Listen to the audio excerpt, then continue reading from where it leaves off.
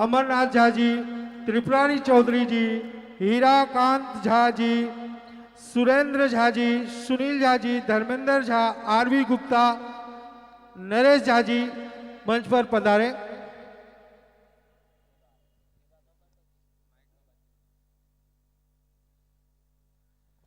रतन झा जी, राकेश झा जी,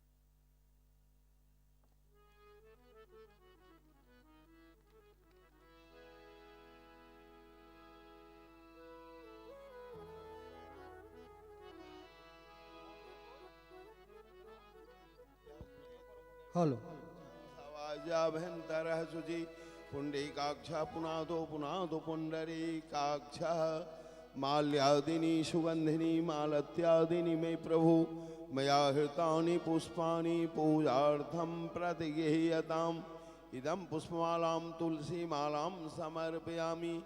भागवत महापुराणाय नमः। यं प्रव्रजन्तुमनुपेतं पेतकृत्यं द्वैपायनो विरह कातर आजुहाव पुत्रेति तन्मयतया तर्वोऽभिनेन्दो तं सर्वभूतहृदयं मुनिमानतोऽस्मि। नमोस्तु ते व्यासविशालबुद्धे फुल्लारविन्द्रायतपत्रनेत्रं तेन त्वया भारततैलपूर्णं प्रज्वालितं ज्ञानमयः प्रदीप। सकलोपचारार्थे गन्धाक्षपुष्पाणिं समर्पयामि।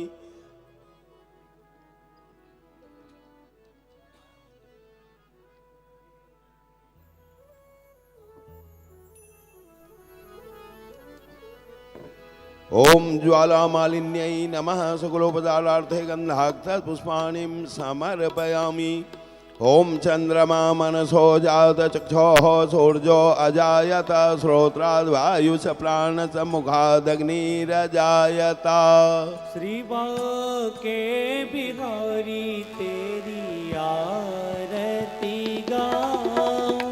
श्री बांके बिहारी तेरी आरती गाऊं। श्री कुंज बिहारी तेरी आरती गाऊं। कुंज बिहारी तेरी आरती गाऊं। मोरे मुकुट प्यारे शीस पे सोहे।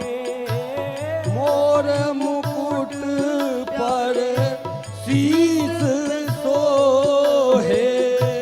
प्यारी बंसी मेरो मन मोहे। प्यारी बंसी मेरे मन मोहे। या बंसी जय हो। में तो बले बले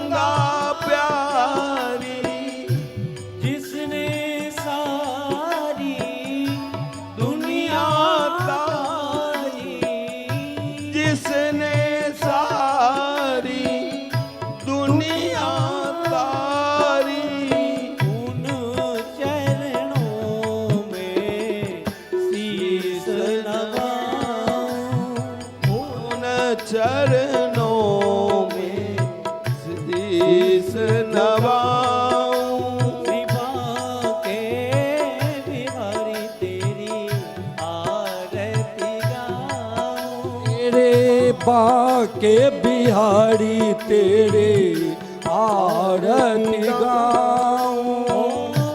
व्यास दास के नाथ आप हो, व्यास दास के नाथ आप हो। सुख दुख जीवन प्यारे साथ आप हो। सुख दुख जीवन प्यारे साथ आप हो। प्यारी छवि तेरी मन में बसाऊं। ओ प्यारी छवि तेरे मन में बसाऊं। शिवा के हरि बोल। तेरी आरती गाऊं। बाबा के बिहारी तेरे आरती गाऊं। ओ श्री हरिदास के प्यारे तुम हो। श्री हरिदास के प्यारे तुम हो। मेरे मोहन जीवन धन हो। मेरे मोहन जीवन धन हो। आसु सदा वृंदावन पाऊं। आस सदा वृंदावन पाऊं। श्रीवा के बिहारी तेरी आरती गाऊं। के बिहारी तेरी आरती गाऊं। ओ कुंज बिहारी तेरी आरती गाऊं। कुंज बिहारी तेरी आरती गाऊं। कर्पूर गौरम करुणावतारम संसार भुजगेन्द्रहारम सदा वसंतम हृदयारविंदे भवम भवानी सहितं नमामि।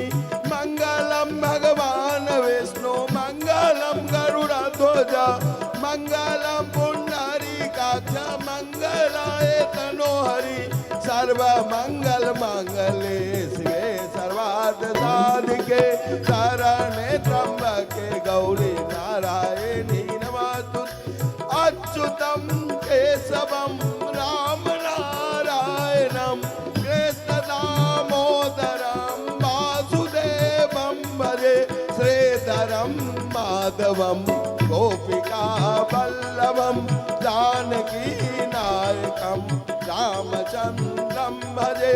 हरे राम राम राम हरे हरे हरे कृष्ण कृष्ण कृष्ण हरे हरि बोल हरि बोल हरि बोल हरि बोल हरि बोल हरि बोल हरि बोल हरि बोल। हरे राम राम राम हरे हरे हरे कृष्ण कृष्ण कृष्ण हरे हरे। हरे राम राम राम हरे हरे हरे कृष्ण कृष्ण कृष्ण हरे हरे। हरे राम राम राम हरे हरे हरे कृष्ण कृष्ण कृष्ण हरे हरे। हरे राम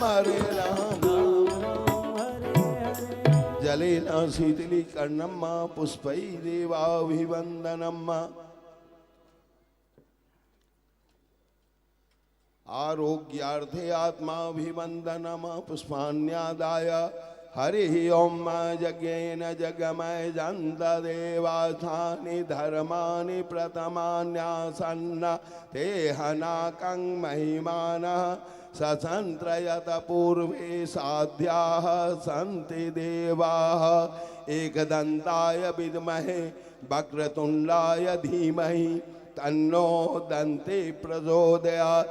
नारायणाय विद्महे वासुदेवाय धीमहि तन्नो विष्णु प्रचोदया सेवन्ति का बकुल चंपक पाटलाब्जे पुण्यागजात करवेल रसाल पुष्प बेल्वा प्रवाल तुलसी दल मंजरी भी त्वां पूजयामि जगदेश्वर में प्रसीद नाना सुगंध पुष्पाणि यथा कालोद्भवानि च पुष्पांजलिर्मदत्तं गृहाणा परमेश्वर चरणारविंदे मत पुष्पांजलिं समर्पयामि। भागवत महापुराणाय नमः। बोलिए राधा कृष्ण भगवान की, वृंदा विहारी लाल की, व्यास जी महाराज की, सब संतन की, सब भक्तन की जय जय श्री राधे, जय जय श्री राधे, जय जय श्री राधे श्याम।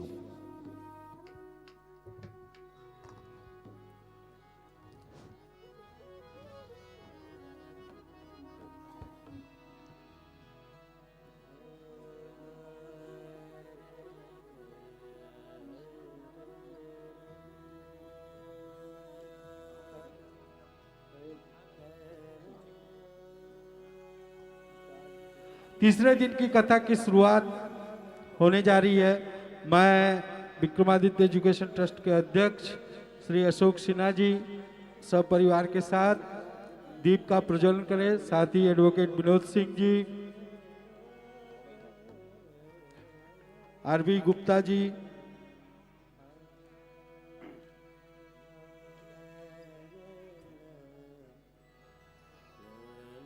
राधे राधे राधे राधे।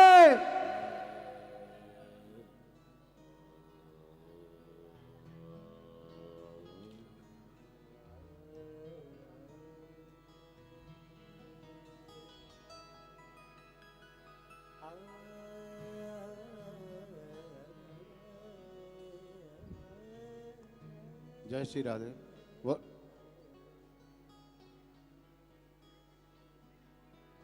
ओम नमो ब्रह्मण्ड देवाय गो ब्राह्मण हिताय च जगद्धिताय कृष्णाय गोविंदाय नमो नमः।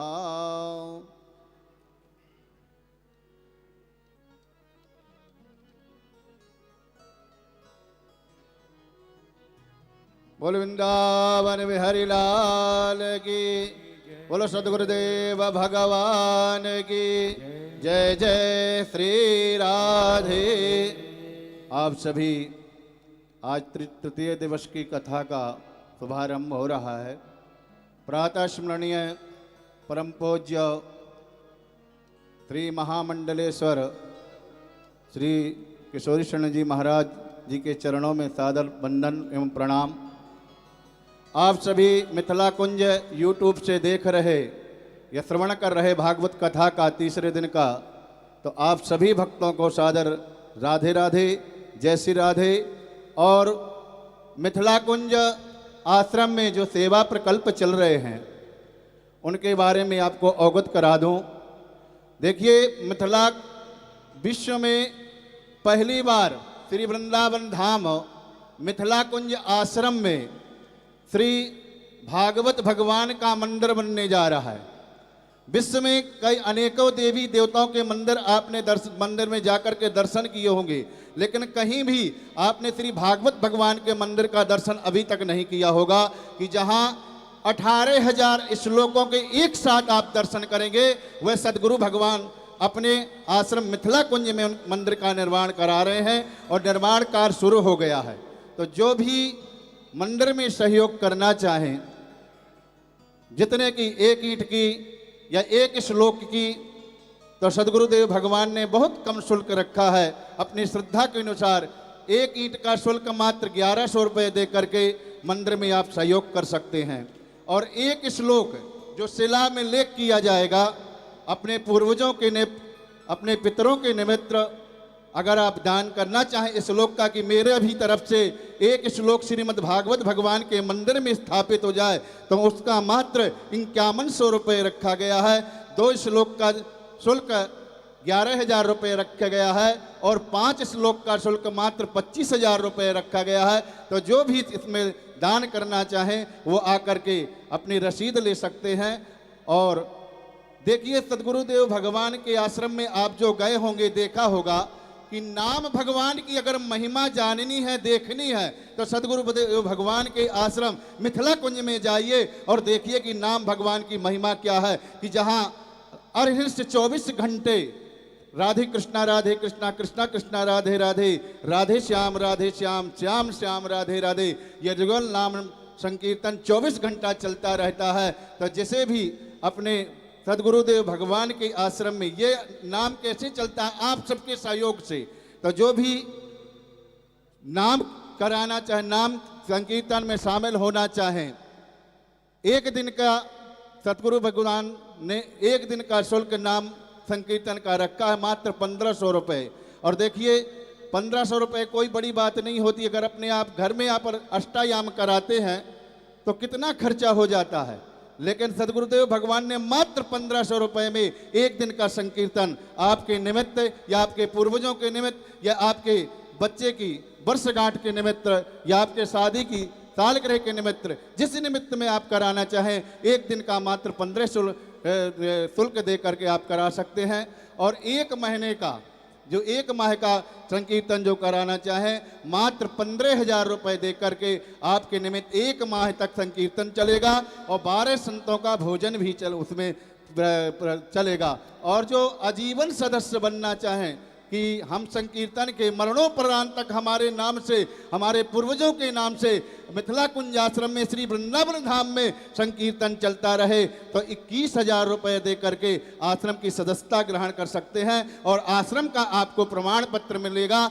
जब भी आप आश्रम जाएंगे, वृंदावन जाएंगे, आपको वहाँ ठहरने की व्यवस्था मिलेगी और घूमने की व्यवस्था मिलेगी। और एक और प्रकल्प सदगुरु भगवान देव ने चलाया है कि वृंदावन जाते हैं, देखो वैसे वृंदावन घूमेंगे ब्रज 84 कोस यात्रा तो हजारों रुपया खर्चा हो जाता है, लेकिन हम पूरा नहीं घूम पाते, इतना समय नहीं मिलता।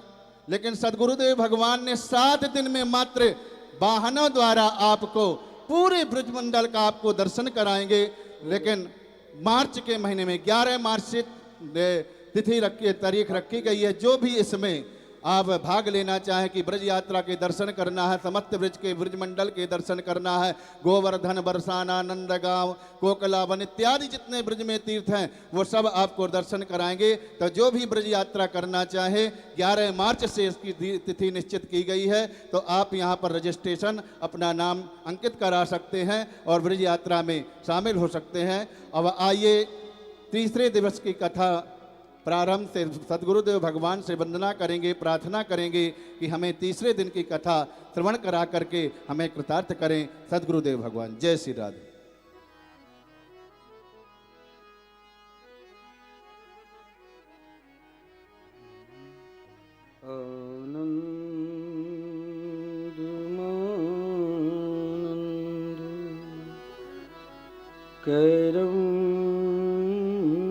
प्रसन्नं ज्ञानस्वरूपं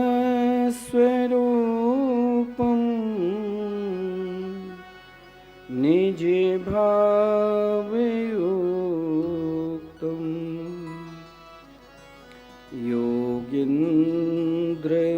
योगीन्द्रमीड्यं भवरोग वेद्यं श्रीमद्गुरुं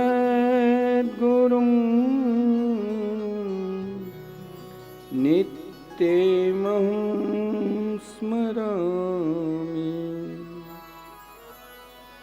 नमस्तस्मै भगवते कृष्णाय कुण्ठमेधिसे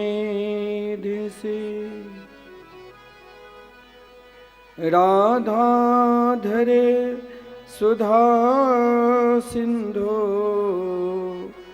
नमो नित्य बिहारिणी राधां कृष्ण स्वरूपाम्बे कृष्णं राधा स्वरूपिणं कैलात्मानं निकुञ्जस्थं गुरुरूपं सदा भजे।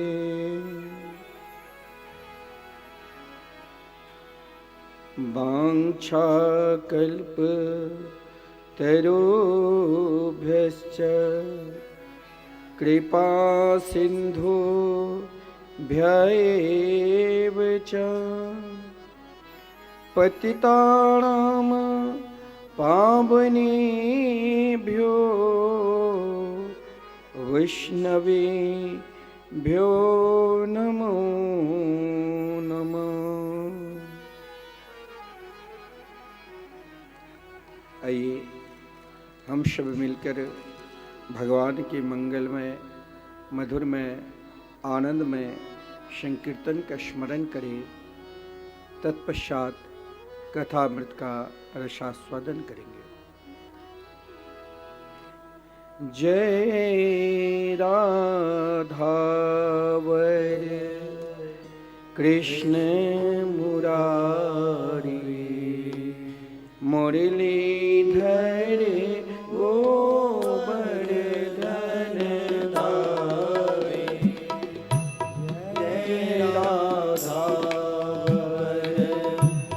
कृष्ण मुरारी मुरलीधर गोवर्धन धारी।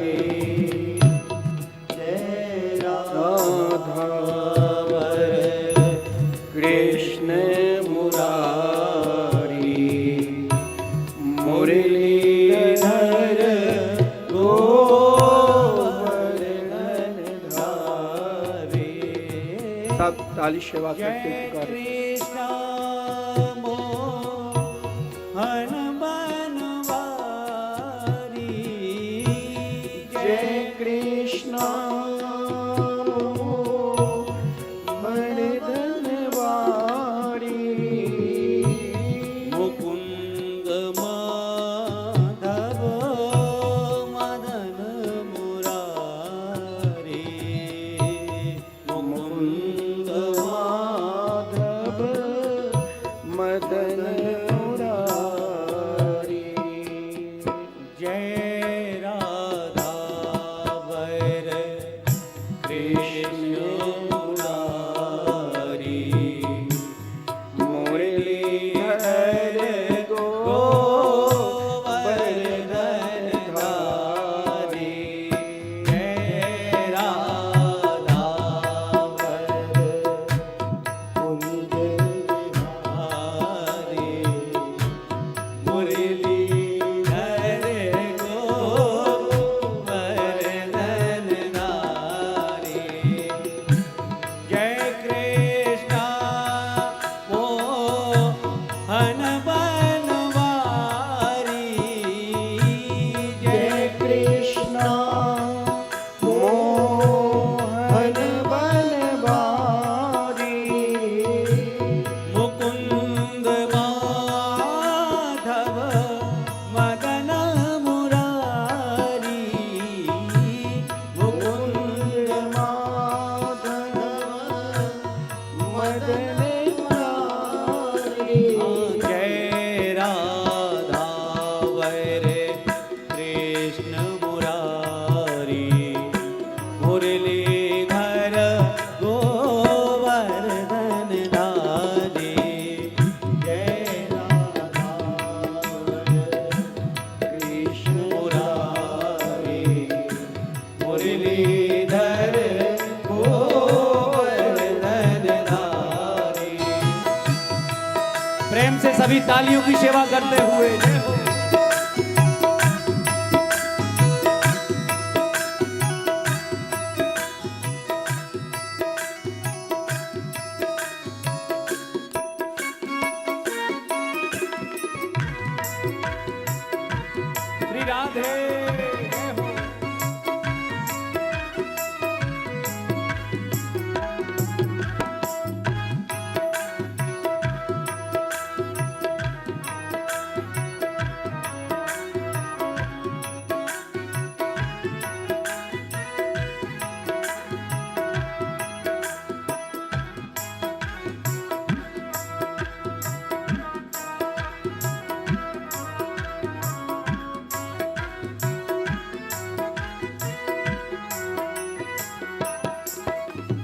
वृंदावन धाम को बास भलो, जहाँ पास वहे यमुना पटरानी। पास बहे यमुना पटरानी। जो जन नहाए के ध्यान धरे, वैकुंठ मिले तिनको रजधानी। वैकुंठ मिले तिनको रजधानी। चारों वेद बखान करे, अरो संत मुनि गुणी जन ज्ञानी। यमुना यम दूतन तारत है, बाबू तारत है श्री राधिका रानी। बाबू तारत है श्री राधिका रानी। बाबू तारत है श्री राधिका रानी। बाबू तारत है श्री राधिका रानी। श्री राधा राधा नाम को जो सपने में भूले, तो बागु मेरो सांवरो अपनो ही कर लेत। हाँ अपनो ही कर ले। ओ जय राधा वर कुंज बिहारी, मुरलीधर गोवर्धन धारी। जय राधा वर कृष्ण मुरारी, मुरलीधर गोवर्धन नारी। ओ जय कृष्णा मोहन बनवारी, मुकुंद माधव मदन मुरारी। जय कृष्णा मोहन बनवारी, मुकुंद माधव मदन मुरारी। जय राधा वर कृष्ण मुरारी, मुरलीधर गोवर्धन धारी। जय राधा वर कृष्ण मुरारी, मुरलीधर गोवर्धन नारी। राधे कृष्णा कृष्णा कृष्णा राधे राधे।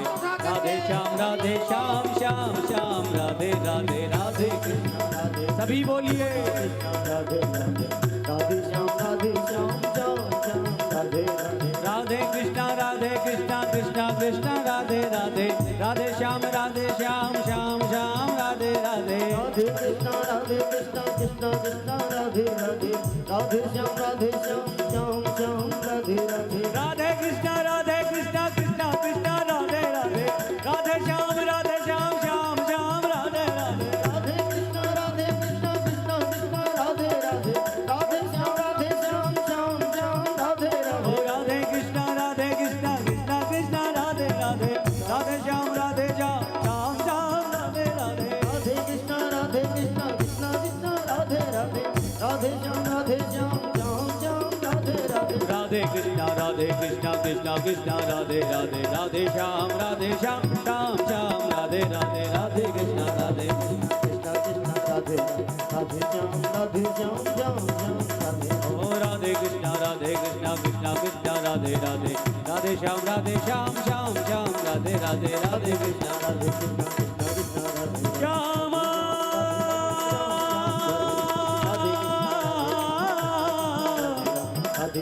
राधे श्याम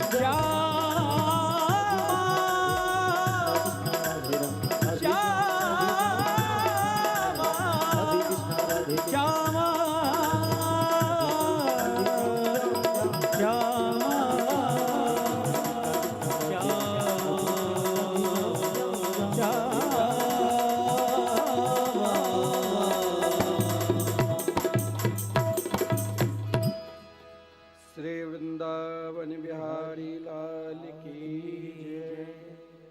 श्री शत्रुदेव भगवान की जय। श्रीमद्भागवत महापुराण की जय। श्री नाम संकीर्तन की जय। समस्त विप्रगण की जय। श्री हनुमान जी महाराज की जय। जय जय श्री राधे। जय जय श्री राधे।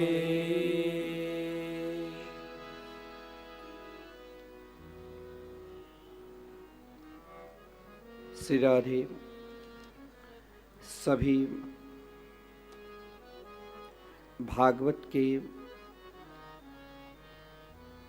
रस लोक श्रोता समाज, हम सब घर और परिवार के काम को देखते हुए कुछ समय के लिए स्वयं को, अपने आप को भगवान में समर्पित हो जाना चाहिए। भगवान में समर्पित होने के लिए सर्वश्रेष्ठ साधन हरि कथामृत है। जिसने भगवान की कथा का आश्रय स्वीकार कर लिया, मानो उन आश्रय को स्वीकार करने मात्र से ही उनके संपूर्ण आश्रय स्वयं पर्याप्तम करने लग जाते हैं। योग क्षेम बहाम्यहम। तो भागवत के प्रथम स्कंद में जो अधिकारी भक्तों की कथा है, उन अधिकारी भक्तों में महाराज परीक्षित, जिसने स्वयं को देखा कि सर्वोपरि आनंद कहाँ है, सर्वोपरि सुख कहाँ है। क्या सर्वोपरि आनंद विषय में है, या सर्वोपरि आनंद योग में है, या सर्वोपरि आनंद स्वयं को, अपने आप को भगवान में समर्पित होने का है। तो तीन प्रकार के महाराज परीक्षित ने अपने आप को बांट दिया था। पहले भोग की ओर गया। चाहे किसी के पास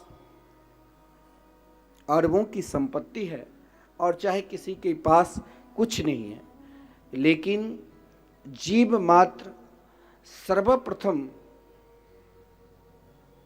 मातृगर्भ से ही तीन इच्छा लेकर जन्म लेते हैं, और उन तीन इच्छा की सर्वोपरि इच्छा को जो भी प्राणी अपना लेते हैं, मानो उनके लिए, चाहे वो घर में है, चाहे वो परिवार में है, चाहे वो व्यापार में है, चाहे वो एकांत में विचरण कर रहे हैं, जिस दिन वो स्वयं को समझ गया कि यो भोग से भी श्रेष्ठ कुछ है, उसी दिन मानो जो मार्ग बड़े बड़े योगी यति सन्यासी को मिलना नितांत असंभव है, वही मार्ग एक साथ गृहस्थ को भी मिल सकता है।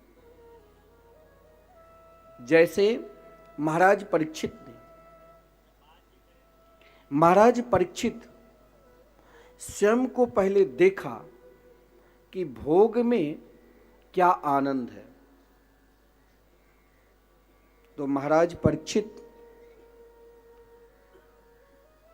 के दादा, जिसने पृथ्वी के सम्राट बनाकर स्वयं भगवत भजन की आराधना से पांचों पांडव स्वर्गारोहण किए, परीक्षित भी अपने आप में कम नहीं था। संपूर्ण भोग को भोगने के बाद, संपूर्ण राजाओं पर विजय श्री प्राप्त करने के बाद, इतना ही नहीं, भोग के साथ साथ योग में, बल में भी परिपूर्ण था, जो स्वयं कलयुग का दमन आज तक प्राय कोई नहीं कर पाया।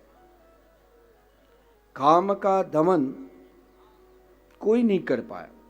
भगवान शिव काम को जलाकर राख कर दिया, लेकिन उनको दमन नहीं कर पाए। वही काम ने कहा, हे शिव, आप दमन कर दिए, लेकिन मैं दिखाता हूं कि मेरे अंदर भी शक्ति है। तो मोहिनी के रूप में भगवान ने दिखा दिया कि इसका दमन नहीं कर सकता। लेकिन महाराज परीक्षित कलयुग का दमन कर दिया। बड़े बड़े योगी, ऋषि मुनि साहस नहीं है कि कलयुग में रहकर कलयुग की निंदा करें। जहां भी ऋषि मुनि, साधक, भक्त ये मानता हूं, सब कहते हैं कलयुग बहुत खराब युग है, लेकिन अंत में उसे कहना पड़ता है कि कलयुग के समान कोई युग नहीं है। लेकिन महाराज परीक्षित ने उस कलयुग को भी श्री कृष्ण के चरणारविंद में समर्पित करा दिया था। क्योंकि कलयुग ने, जब भगवान ने कहा कि सतयुग, त्रेता, द्वापर सबका गुणगान करेंगे, लेकिन कलयुग का कोई गुणगान नहीं, तो कलयुग ने भगवान श्री कृष्ण के निकट आकर प्रार्थना की, प्रभु ये बताओ कि मेरे अंदर क्या अवगुण है। अगर लाखों अवगुण है तो एक गुण तो आप दे दो, क्योंकि हम दोनों एक हैं, हम कलयुग, आप कृष्ण। तो भगवान ने कहा, क्या चाहते हो? कलयुग ने कहा, मैं यही चाहता हूं कि जो नित्य निरंतर स्वयं को आपकी कथा, कीर्तन, स्मरण में समर्पित है, उनके घर में कभी भी स्वप्न अवस्था में भी कलयुग प्रवेश करता ही नहीं। जो श्री कृष्ण भक्ति से दूर है, उनके घर में, यानी परमात्मा की भक्ति से दूर है, उनके घर में ही कलयुग का प्रवेश है। और महाराज परीक्षित पृथ्वी धर्म संवाद में, जहाँ महाराज कलयुग ने धर्म को भी कष्ट दिया और पृथ्वी को भी, दोनों एक गौ के रूप में, एक बैल के रूप में थे, परंतु धर्म में एक धैर्य हर हमेशा रखना चाहिए। ऐसा नहीं, हम धर्म तो निरंतर करते रहते हैं, लेकिन धर्म करते हैं, धर्म सब करते हैं, धर्म करने की प्रवृत्ति सबके अंदर कहीं न कहीं, किसी न किसी कोना में है, परंतु उन धर्म को हमें परमात्मा के चरणारविंद में समर्पित करना है। और कलयुग में महाराज परीक्षित ने पृथ्वी जो गोरूप धारण किए और स्वयं पृथ्वी धर्म संवाद जो है, तो धर्म को 4 पुरुषार्थ में बांट दिया। तप, शौच, दया, सत्य, इन 4 पुरुषार्थ में बांट दिया। क्यों बांटा? कलयुग ने एक बात कही कि मेरे अंदर एक बहुत बड़ा गुण है। बहुत लोग कहते हैं कि मानसिक पाप सबसे बड़ा पाप है, लेकिन मानसिक पाप कलयुग में नहीं लगता है। अगर कलयुग में मानसिक पाप लगने लग जाए तो प्राय सब पापी ही हो जाएंगे। कलयुग में मानसिक पाप नहीं लगते हैं, परंतु मानसिक पुण्य आप करोगे तो 100% मिलेगा। स्वयं श्रीमद् भागवत महापुराण में लिखा है, कुशल्यान आसु सिद्ध्यंति नेतरानी कृतानि यत्। जिस समय आदरणीय श्रीमान परीक्षित कलयुग को मारने लगे, कलयुग ने कहा, आप क्या कर रहे हो? जो कार्य अब आप करने के लिए आपने देख लिया, संपूर्ण भोग में आनंद नहीं है, मैं आपको योग की ओर जोड़ना चाहता हूं। और जब आप योग की ओर पूर्ण रूप से समर्पित योगी हो जाओगे, तब ही आप श्री कृष्ण भक्ति को पहचान सकते हो। योगी कौन है? जो नाक बंद करके श्वास ऊपर नीचे करे वो योगी है? नहीं, ये तो स्वास्थ्य के लिए कुछ प्रक्रिया है। योगी वही है जो स्वयं को देह दृष्टि से रहते हुए भी आत्म दृष्टि से स्वयं अपने आप को अपनी बुद्धि सहित मतिम कृष्ण ने अपने आप को भगवान में समर्पित कर दिया है, वही सर्वोपरि सर्वश्रेष्ठ योगी है। तो कलयुग ने कहा मैं आपको योगी बनाना चाहता हूं, क्योंकि आपने देखा कि पृथ्वी पर संपूर्ण सुख को आपने प्राप्त कर लिया। बड़े बड़े धनवान हैं, धन के बल से अगर कोई चाहे कि हम भगवान के दर्शन कर लूं, नितांत संभव। लेकिन आप चाहोगे कि हम योग के बल से भी भगवान को प्राप्त कर लूं, यह भी नितांत असंभव। भगवान के एक ही बल है, नहीं भजन में गाते निर्बल के बलराम, यानी स्वयं अपने आप को निर्बल हो जाओ। और निर्बल होने के लिए क्या करना पड़ेगा? तो अपनी शक्ति को पूर्ण रूप से शून्य बनाना पड़ेगा। मैंने ये क्या, मैं इतने लोगों को खिलाया, मैं ये कर रहा हूं, ये दान, ये पुण्य, ये आज यज्ञ, कल कथा, ये यही सब। यहां कहीं न कहीं आपके अंदर अभिमान भी छुपा है, और ये अभिमान आप चाहोगे कि मेरे अंदर से, आप कह रहे बड़े बड़े महात्मा के अंदर से नहीं जाता है। सोना चांदी के सिंहासन पर बैठे रहते हैं।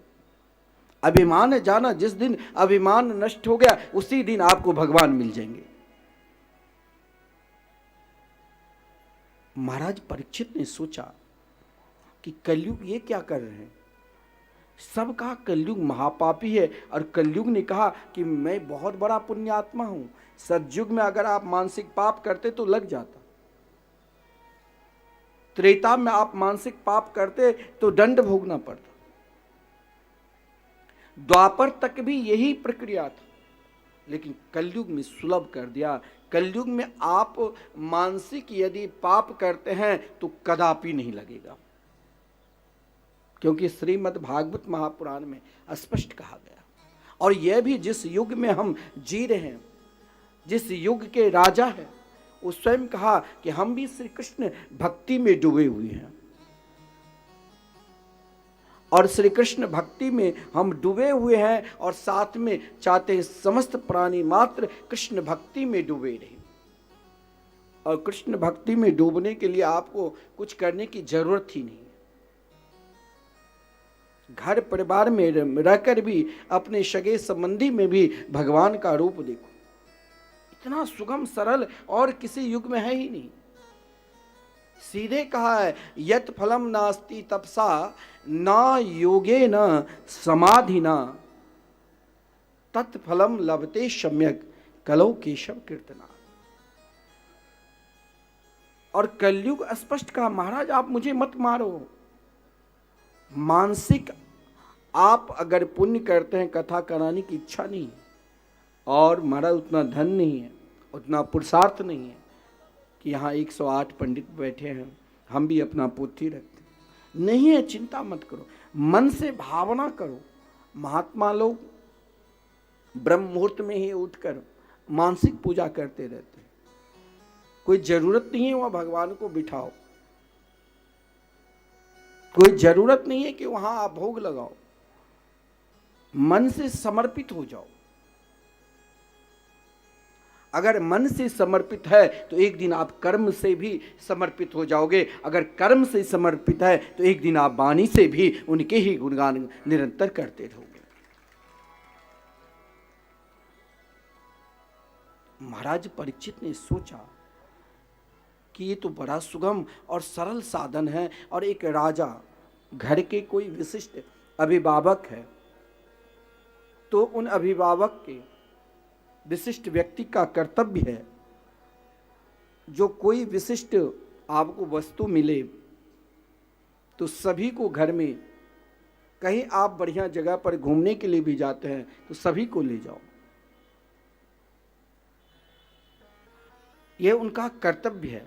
महाराज परीक्षित ने सोचा कि यह साधन मुझे संपूर्ण जीव मात्र को बताना है। इसके लिए मुझे क्या करना होगा? जो संपूर्ण भोग का भी देख लिया, पृथ्वी के सम्राट थे, चक्रवर्ती सम्राट थे, जो संपूर्ण योग प्रातः काल ब्रह्म मुहूर्त में उठकर योग ध्यान करते थे, वो भी देख लिया। अब महाराज परीक्षित ने सोचा, सबसे श्रेष्ठ सबसे सुगम साधन ऐसा क्या है जिसके लिए हो सकता है? घर में 5 लोग हैं तो मुख्य अभिभावक अहर्निशम परिश्रम करते हैं कि परिवार सुखी में रहे, बच्चे प्रसन्नता में रहे। चाहे उन्हें कष्ट भी सहन करना पड़ता है तो कुछ क्षण के लिए, कुछ पल के लिए कष्ट को सहन कर लेता है। क्यों? क्योंकि सब आनंद में रहे, सुख में रहे, प्रसन्नता में रहे। तो महाराज परीक्षित सबकी प्रसन्नता के लिए यही एक कर्म योगी का लक्षण है। और वही कर्म योगी जब अपना कर्म सही ढंग से करता है, घर परिवार में भी भेदभाव छोड़कर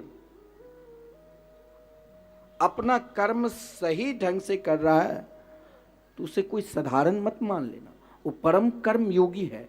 और जब वो परम कर्म योगी है तो वही एक दिन आपको कृष्ण भक्ति योगी भी बना देंगे।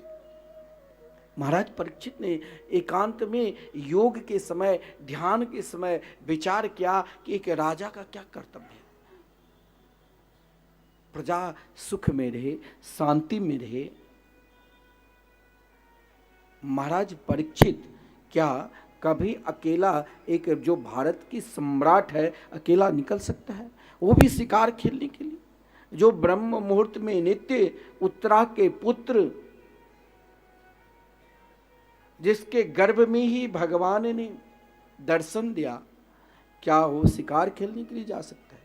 लेकिन गया। क्यों? उसके लिए कष्ट भी सहन किया। श्रीमद् भागवत महापुराण में स्पष्ट कहा गया है, एकदा धनुरोदम्य विचिरन मृगयाम्बने।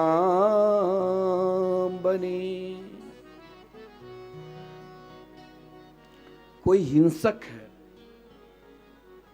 वो कभी जो हिंसा वृत्ति करता है वो उनके हृदय में दया नहीं आती है। लेकिन जो अपने जीवन में कभी हिंसा वृत्ति क्या ही नहीं, उसके तो दया अपने आप भरा रहे। कुछ काम ऐसा भी करना चाहिए जो 10 से सलाह लेकर कोई विशिष्ट काम करना है। लेकिन राजा परीक्षित किसी से सलाह नहीं लिया। स्वयं खजाने में जाकर जो सुंदर मुकुट था सबसे बड़ा उसे पहन लिया, आज तक पहना ही नहीं था। और कहा गया है कि स्वयं को अपने आप श्रेष्ठ बनना है तो परिश्रम से जो कमाए गए धन है वो धन आपको श्रेष्ठ बना सकता है, और अनैतिकपूर्वक धन कभी कभी आपको पतन भी करा सकता है। महाराज परीक्षित ने जब आदरणीय भीमसेन ने जरासंध का उद्धार किया था, उनके पुत्र सहदेव की इच्छा नहीं थी कि मुकुट ले, लेकिन लिया अनीतिपूर्वक, अधर्मपूर्वक। क्योंकि कलयुग के जो 4 स्थान है ना, दूतम, पानम, स्त्रियम, सुना, 5वें रजो वैरम च पंचमम, सोना में भी, लेकिन उन अनीतिपूर्वक सुने। राजा परीक्षित शिकार खेलने के लिए गए। कहाँ? तीव्र गति रथ पर बैठकर कौशिकी नदी, हस्तिनापुर से सीधे कौशिकी नदी कहाँ है? बिहार प्रांत में, मिथिला क्षेत्र में, वहां पर पहुंचे। नदी किनारे आपको हिंसक वृत्ति जीव मिलेंगे या अहिंसा वृत्ति का व्रत का जो पालन कर रहे हैं ऋषि मुनि मिलेंगे। राजा परीक्षित को देखकर कलयुग ने भी सोचा, इसने हमें मारा नहीं था, और इनका लक्ष्य क्या है? कृष्ण भक्ति का प्रचार। क्यों नहीं कुछ क्षण के लिए मैं भी इनके साथ सम्मिलित हो जाऊं, उनकी मुकुट पे, मस्तक पर कलयुग ने सवार हुआ, बोले जब तक आप कुछ करोगे नहीं अपराध, तब तक कैसे श्राप मिलेगा। तो ऋषि के गले में मरा हुआ सर्प डाल दिया। उनके पुत्र सिंगी ने श्राप दे दिया कि यही मरा हुआ सर्प तक्षक बनकर तुमको काट खाएगा। देखिए एक बात ध्यान देना, जो जीव प्राणी मात्र अपना कल्याण स्वयं को नहीं कर पाता है, बाधा देता है, उन प्राणी को क्या करना चाहिए? भगवान की भक्ति में पूर्ण रूप से लग जाना चाहिए।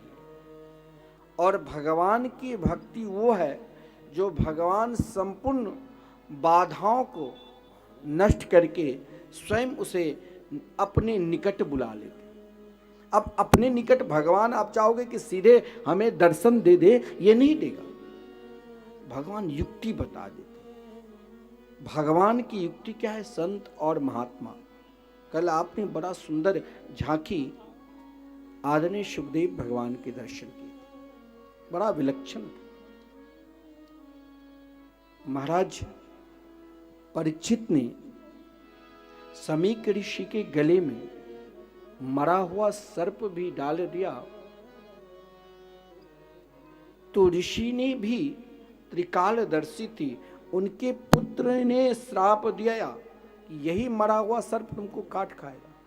लेकिन एक ऋषि कोई किसी से नाराज हो जाते हैं तो महाराज उसे दुश्मन मान लेते हैं, चाहते हैं कि हर जगह उसे अपमान कराऊं।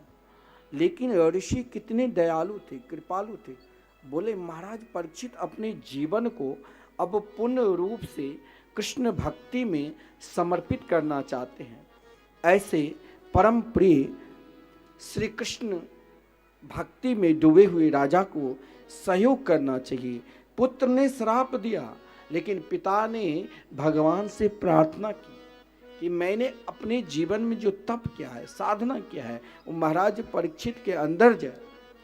और अपने योग बल से ही 2 शिष्य को भेजा, गौरमुख और श्याममुख। और जिन योग बल के शिष्य ने महाराज परीक्षित को कह दिया कि तुमको मरना है। हर व्यक्ति को ये मालूम है, ऐसा संसार में कोई भी प्राणी नहीं है, कोई भी जीव नहीं है जो नहीं जानते हैं कि हम मरेंगे नहीं।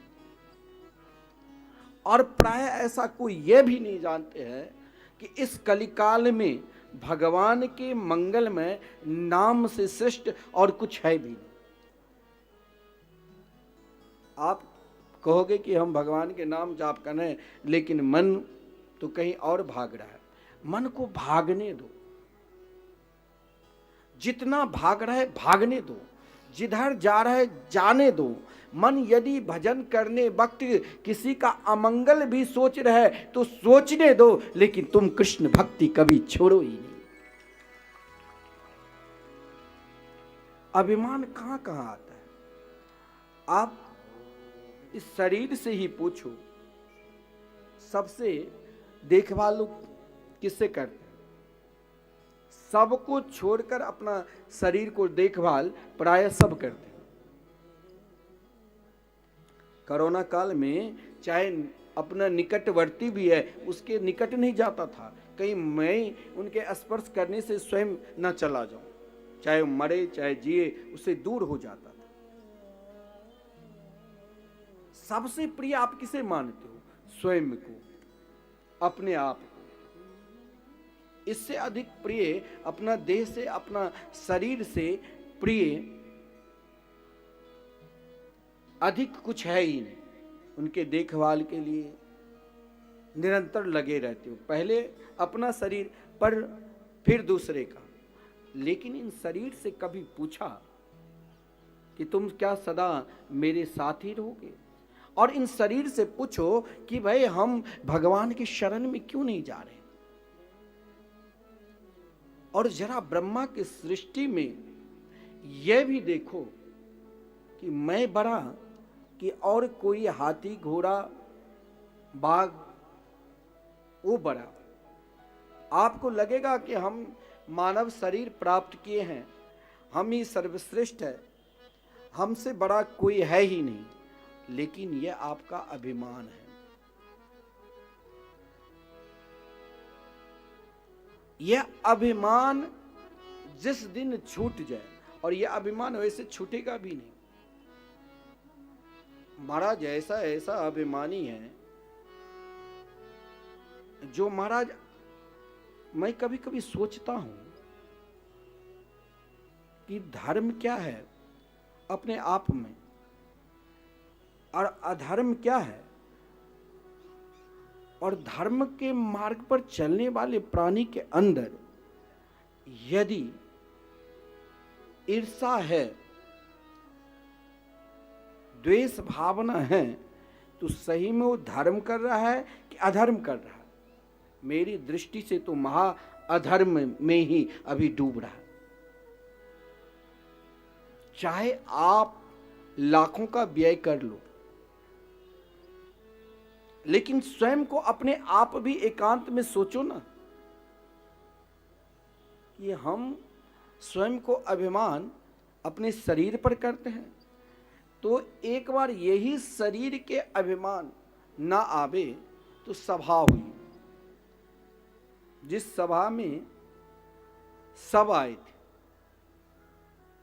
वहां पर महाराज उन सभा में पशु भी है और मनुष्य भी थे। हमारी प्रवृत्ति पशु वृत्ति है या हमारे प्रवृत्ति मनुष्य वृत्ति है? अगर हम पशु वृत्ति है तो अभी मेरे ऊपर सत्संग का कुछ प्रभाव ही नहीं पड़ा, और हम सही में मनुष्य वृत्ति एकमात्र हो गए तो फिर मेरे अंदर वैर भाव रहा ही नहीं। वैर भाव मेरे अंदर कहीं रहेगा ही नहीं। हमारे आश्रम में कोई अगर जाता है ना, तो मुझसे मैं वहाँ पर ये नहीं कि वहाँ के मैं महामंडलेश्वर हूँ। बहुत लोग कहते हैं, देखिए जब मैं महामंडलेश्वर बना, आजकल महामंडलेश्वर बन जाता है तो सोना चांदी के सिंहासन पर बैठकर हजारों शिष्य, 2-4 शिष्य महाराज, ये महामंडलेश्वर है। और मैं जब 2004 में उज्जैन का कुंभ हुआ तो सभी संतों के द्वारा हमारे गुरुदेव ने कहा मुझे इनको ही बनाना है। तो उन लोगों को आश्चर्य लगा कि भाई इतने छोटे, बहुत छोटे से बालक है, क्या ये संत बन पाएगा? मेरे गुरुदेव ने कहा नहीं, आप लोग बनाइए। उस समय करीब 750 भारत वर्ष के संपूर्ण महामंडलेश्वर जगत गुरु सब उपस्थित होते हैं जो कोई बनता। लेकिन मुझे आज तक लगा ही नहीं कि पद क्या है। जब दासत्व रूप हम स्वीकार किए हैं तो एक परंपरा है, समाज में महंत बना, महामंडलेश्वर, द्वाराचार्य, जगत गुरु। लेकिन यदि आपका अभिमान है कि हम बहुत बड़े हो चुके हैं तो आपका पतन भी निश्चय ही होगा। स्वयं आप अपने आप में जो देखो ना, कोई आता है धर्मशाला में, मैं उनको भी देखने जा, गौशाला में अगर गौ की चारा में देर होती है मैं दौड़ कर चला जाता हूँ। मंदिर में पुजारी समय लगा तो मैं स्वयं वस्त्र भी बदल देता हूँ। लोगों को भोजन कराओ, सेवा करो, ये भाव रखो, सेवा भाव रखो। अगर आपके अंदर ये सेवा भाव तभी उत्पन्न होगा जब ये जो एक अभिमान है, देहाभिमान, और जब तक आपके अंदर यह अभिमान रहेगा तब तक आप कृष्ण भक्ति में प्रवेश ही नहीं कर सकते। श्री कृष्ण भक्ति में तो आपके अंदर दीनता आनी चाहिए। कई जगह जाता हूं, कहते महाराज ये तो बहुत खर्चा किया कथा में, 20 लाख 25 लाख। मैं कहता वाह, लेकिन आप इतने साधारण क्यों रहते? मैंने कहा मैं इससे आगे सीखा ही नहीं बड़ापन क्या होता है। हमारे आश्रम में भी कई लोग बोलते हैं, मैंने कहा मुझे ये दिखाना ही नहीं है। साधु समाज में मुझसे कहते हैं कि आप परिषद के चतुर्थ संप्रदाय विरक्त वैष्णव परिषद में आ जाइए, आप उनका अध्यक्ष बनिए। मैंने कहा नहीं महाराज, आप लोग बन कर रहिए, मुझे भजन में बाधा नहीं करना है। मेरा तो एक ही उद्देश्य है कि श्री धाम वृंदावन में हमारे गुरुदेव ने कहा था, सब कुछ छूट जाए तो छूट जाए, लेकिन ये संकीर्तन कभी ना छूटे। इससे अधिक प्रयास करना कि संकीर्तन से लोग जुड़े। मैंने कहा महाराज कोई एक दिन कराता है, 2 दिन, 1 माह, यहाँ अखंड कीर्तन 24 घंटे कराना। एक महात्मा करीब 110 वर्ष के हैं, मेरे पास ठीक 5 बजे सुबह पहुँच गए और वो फूट फूट कर रोने लग गए कि महाराज मुझे देवराहा, श्री देवराहा बाबा के आदेश, श्री हनुमान प्रसाद पोद्दार जी के आदेश, श्री भाई श्री के आदेश, सबके आदेश से मैंने संकीर्तन कराया, लेकिन अब कीर्तन करने वाला कोई मिल नहीं रहा है। मेरे आश्रम के जो ट्रस्टी है उसने कीर्तन बंद करा दिया। मैं सोचा इतने बड़े बुजुर्ग सन्यासी महात्मा मेरे पैर छू रहे। मैं कहा महाराज आप ये क्या कर रहे हो? बोली कीर्तन बंद ना हो तो एक दिन वो हर माह हिमांशु जाते हैं उनके आश्रम में, कहे 1 कीर्तनिया की खर्चा मैं दूंगा हर माह। एक संकीर्तन करने वो महात्मा पता नहीं बड़े वयोवृद्ध है, लेकिन हर महीने फोन कर देंगे कि जल्दी आओ जल्दी आओ ले जाओ। क्योंकि मैंने कहा आपके ऊपर इतने बड़े बड़े महापुरुष के संग किए हैं जो ब्रह्मर्षि से कम नहीं थे। बोले तब भी संकीर्तन सब नहीं करा पाते हैं। बहुत सुगम और सरल ये धर्म है जिसमें आपको संकल्प लेने की भी जरूरत नहीं, केवल मन में बोलना है मुझे हरि नाम संकीर्तन कराना है, भगवत भजन करना है, वही आपका संकल्प है और वही फल है। लेकिन इसके लिए हमें भी परीक्षित बनना पड़ेगा। परीक्षित ने अपने आप को संपूर्ण राज्य को त्याग दिया, संपूर्ण सुख को त्याग दिया और गंगा किनारे वो भी अन्न जल को त्याग दिया। फिर भी अंदर से यही लग रहा है क्या मेरे अंदर किसी भी प्रकार की कामना तो नहीं है? कामना तो पतन करा देता। कभी अभिमान आ जाए ना तो स्वयं को अपने आप में सोचना, अभिमान जहां से आने लग जाए तो अपने नीचे वाले जीव जंतुओं को याद करना। एक बारी अभिमान के विषय में बता रहा हूं कि एक सभा लगी, सभा में सभी प्रकार के लोग आते हैं, आमंत्रण दिया गया। वो सभा था मानव के लिए भी, मनुष्य के लिए भी और पशुओं के लिए भी। सब जितने भी जीव जंतु मात्र थे सब बढ़ चढ़कर उस सभा में उपस्थित हुए और सभा में एक आसन रख दिया था। अब इस पर जो श्रेष्ठ है वही बैठेगा। महाराज उस सभा में सब उपस्थित थे तो वहां पर मनुष्य आया और ऊंचे, क्योंकि भाई हम सबके अंदर यही अभिमान रहता है कि मुझे सम्मान करे, मुझे मंच पर बुलावे। देखिए मंच पर बुलाना, बहुत लोग कहते हैं देखो श्री सिन्हा जी हमें नहीं बुलाया, मैंने इतना परिश्रम किया, कहीं हमें तो त्याग नहीं रहा। अरे ऐसा भाव नहीं है उनके अंदर। मैं 5 साल से देखा हूं। आपको लगता होगा कि वो बहुत बड़ा धनवान है, पैसा वाले हैं, लेकिन उसके अंदर मैं निकट से देखा हूं लेस मात्र भी अभिमान नहीं है। आपको लगता होगा लेकिन नहीं है। अगर अभिमान होता तो भागवत कराते ही नहीं, कुछ और कराते। अभिमान उन व्यक्ति के अंदर होता है जो केवल हम ही आगे रहे, आरती के बाद कहीं किसी कोने में बैठ जाते। लेकिन ये हमारे अंदर की कमी है। जब मनुष्य वहां पर पहुंचा तो विशाल सिंहासन पर बैठने लग गए तो उस मनुष्य के झुंड में जो सबसे बड़ा था मानव वहां पर बैठा। वहां ज्यों ही बैठने की कोशिश की तो कहा भाई तुम लोग मेरे लिए आसन क्यों नहीं पहले से तैयार रखा, मैं सबसे बढ़ चढ़कर हूं। तो हाथी ने कहा कि देख भाई, मुझसे अधिक तुम बढ़ चढ़कर नहीं हो, देखो मैं कितना बढ़ चढ़कर हूं, मुझसे बड़ा कोई है नहीं।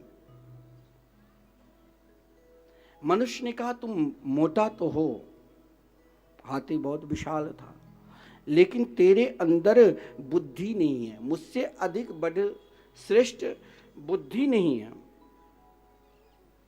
वहां सांप और सियार ने कहा कि तुम झूठ बोल रहे हो, तुमसे अधिक बुद्धि मेरे अंदर है। सियार बहुत चालाक होते हैं, सियार और सांप से श्रेष्ठ बुद्धि मनुष्य के नहीं है। वहां फिर चुप हो गए। तो बोले सब सियार ही जो श्रेष्ठ बुद्धिवान है वही इनकी अध्यक्षता करेंगे, लेकिन अभिमानी मानने वाला नहीं होता है। चाहे आप अभिमानी को, अहंकारी को खूब संबोधन कर लो, खूब आदर दे दो, लेकिन उनका अहंकार नहीं जाएगा, उनके अंदर बैर भाव बैठ जाएगा। मैं लोगों से कहता हूं कि भाई मैं कोई कथावाचक नहीं हूं। कथावाचक तो उसकी परंपरा होती है, पिताजी कर रहे हैं, बेटा करेगा, उसके बेटा करेंगे। वृंदावन में कई ऐसे महापुरुष हैं। हम लोग साधु संत हैं, संतों से जो सुनता हूं वो अगर कहीं कोई बुला लेते हैं तो वहां पर जाता हूं। हम लोगों का काम है कि सब में सद्भावना जोड़ना, जिसके लिए त्याग रखना। जैसे कोई सैनिक संपूर्ण त्याग कर केवल अपनी राष्ट्र की रक्षा करते हैं, वैसे संत भी घर परिवार सबको त्याग कर एकमात्र दासत्व भाव लेकर सब कृष्ण भक्ति में लगे। हमें तो किसी से बैर है ही, हमें बढ़िया आसन मिले तभी हमें सम्मान, हमें तो आप कहीं बैठा लो, क्या जरूरत है, किससे दिखा रहे हो। फिर भी अभिमान एक अपने आप में अलग परछाई है। उन द्विपाद मानव ने फिर कहा कि देखो महाराज, मेरे अंदर सुंदरता भाव है, तुम लोग सुंदर नहीं हो। तो मयूर ने हंसते हुए कहा, क्या तुम मुझसे अधिक सुंदर हो? देखो परमात्मा ने एक ही रूप को कितने सुंदर, कितने रूप दे दिया। फिर आओ महाराज, वहां भी हार गए, चुप हो गए। फिर बोले कि देखो मैं बहुत बढ़िया बढ़िया भोजन करता हूं, मुझसे अधिक तुम श्रेष्ठ भोजन नहीं करते। लेकिन वहां तोता ने कहा तुम झूठ बोल रहे हो, जिस फल को मैं खा लेता हूं, स्वाद ले लेता हूं, उस फल को तुम खाते हो। मुझसे बढ़िया तुम स्वाद लेने वाले नहीं हो, क्योंकि तोता में गुण है कि तोता वही फल को खाएगा जिसमें रस भरा रहता है, मीठा भरा रहता है। अब वहां भी चुप हो गया। फिर उसने कहा मैं बहुत बलशाली और बुद्धिमान हूं। सिंह में दोनों गुण हैं, बल भी है और बुद्धि भी है। सिंह ने कहा तुमको मेरे जैसे ना बल है ना बुद्धि है। अंत में कहा कि मैं तो महामूर्ख हूं। ज्यों ही ये बात कहा तो गधा ने कहा कि मुझसे अधिक तुम मूर्ख भी नहीं हो। गधे के ऊपर चाहे ईंट रख दो, चाहे चंदन की लकड़ी रख दो, उनके लिए दोनों बराबर। सब जगह हार गए। फिर कहा कि मेरे अंदर धर्म श्रेष्ठ है। वहां सब चुप हो गए। कौन सा धर्म? अगर आप सही में एक क्षण के लिए भी, एक पल के लिए भी कृष्ण भक्ति में स्वयं को डूबे हुए हो, निरंतर श्री कृष्ण भक्ति में अपने आप को डूब चुके हो तो फिर आपको दुनिया दिखाई ही नहीं देगी। फिर ये जो बैर भाव है, आप सही में भजन करते हो? भजन कौन कौन करते हो? हाथ उठाओ तो। सब कुछ ना कुछ सीताराम राधे श्याम तो जरूर करते हैं। लेकिन अगर आप भजन करते हो और भागवत श्रवण करते हो तो फिर अभिमान क्यों लाते हो कि हम बहुत पैसे वाले हैं, हम तो अकेले कथा करा सकते हैं? कहीं ना कहीं तेरे अंदर अभिमान छुपा है। अभी तक तुमने धर्म तो क्या, लेकिन जिस धर्म से कृष्ण मिलेंगे, जिस धर्म से प्रिया प्रीतम मिलेंगे, वो परम धर्म नहीं किया है। जिस कारण यह है कि हमें कोई बढ़िया स्थान नहीं दिया। ऊंचे स्थान के लिए मत लड़ो। और ये लड़ाई आज से नहीं है। मधुसूदन सरस्वती जिसके अंदर संपूर्ण ज्ञान की भंडार है, और मधुसूदन सरस्वती जब स्वयं को, हर व्यक्ति संसार के चाहता है कि मेरे चित्त में, मन में आनंद मिले, जिसके लिए प्रयास करते हैं। तो मधुसूदन सरस्वती ने सोचा कि संपूर्ण प्राणी के अंदर आनंद मिले। तो बाबा विश्वनाथ ने देखा कि मधुसूदन सरस्वती काशी में रहकर सभी को सुख और आनंद देना चाहते हैं, क्यों नहीं इनकी परीक्षा लो। बाबा विश्वनाथ जिस सिंहासन पर बैठकर मधुसूदन सरस्वती चित्त सुखनी टीका लिख रहे थे, वहीं पर बाबा विश्वनाथ एक पागल अघोरी की तरह रूप धारण कर उनके सिंहासन पर बैठ गए। अब मधुसूदन सरस्वती के अंदर तनिक थोड़ा सा भाव बदल गया। जो ही भाव बदला, भोलेनाथ तो सब कुछ जानते हैं, भोलेनाथ ने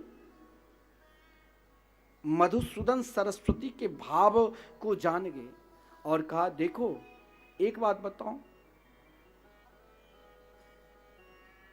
जब आप किसी को, विद्वान को, अपने विद्वता के प्रभाव से उसे हराते हो तो क्या होता है मन में? बोले प्रसन्नता।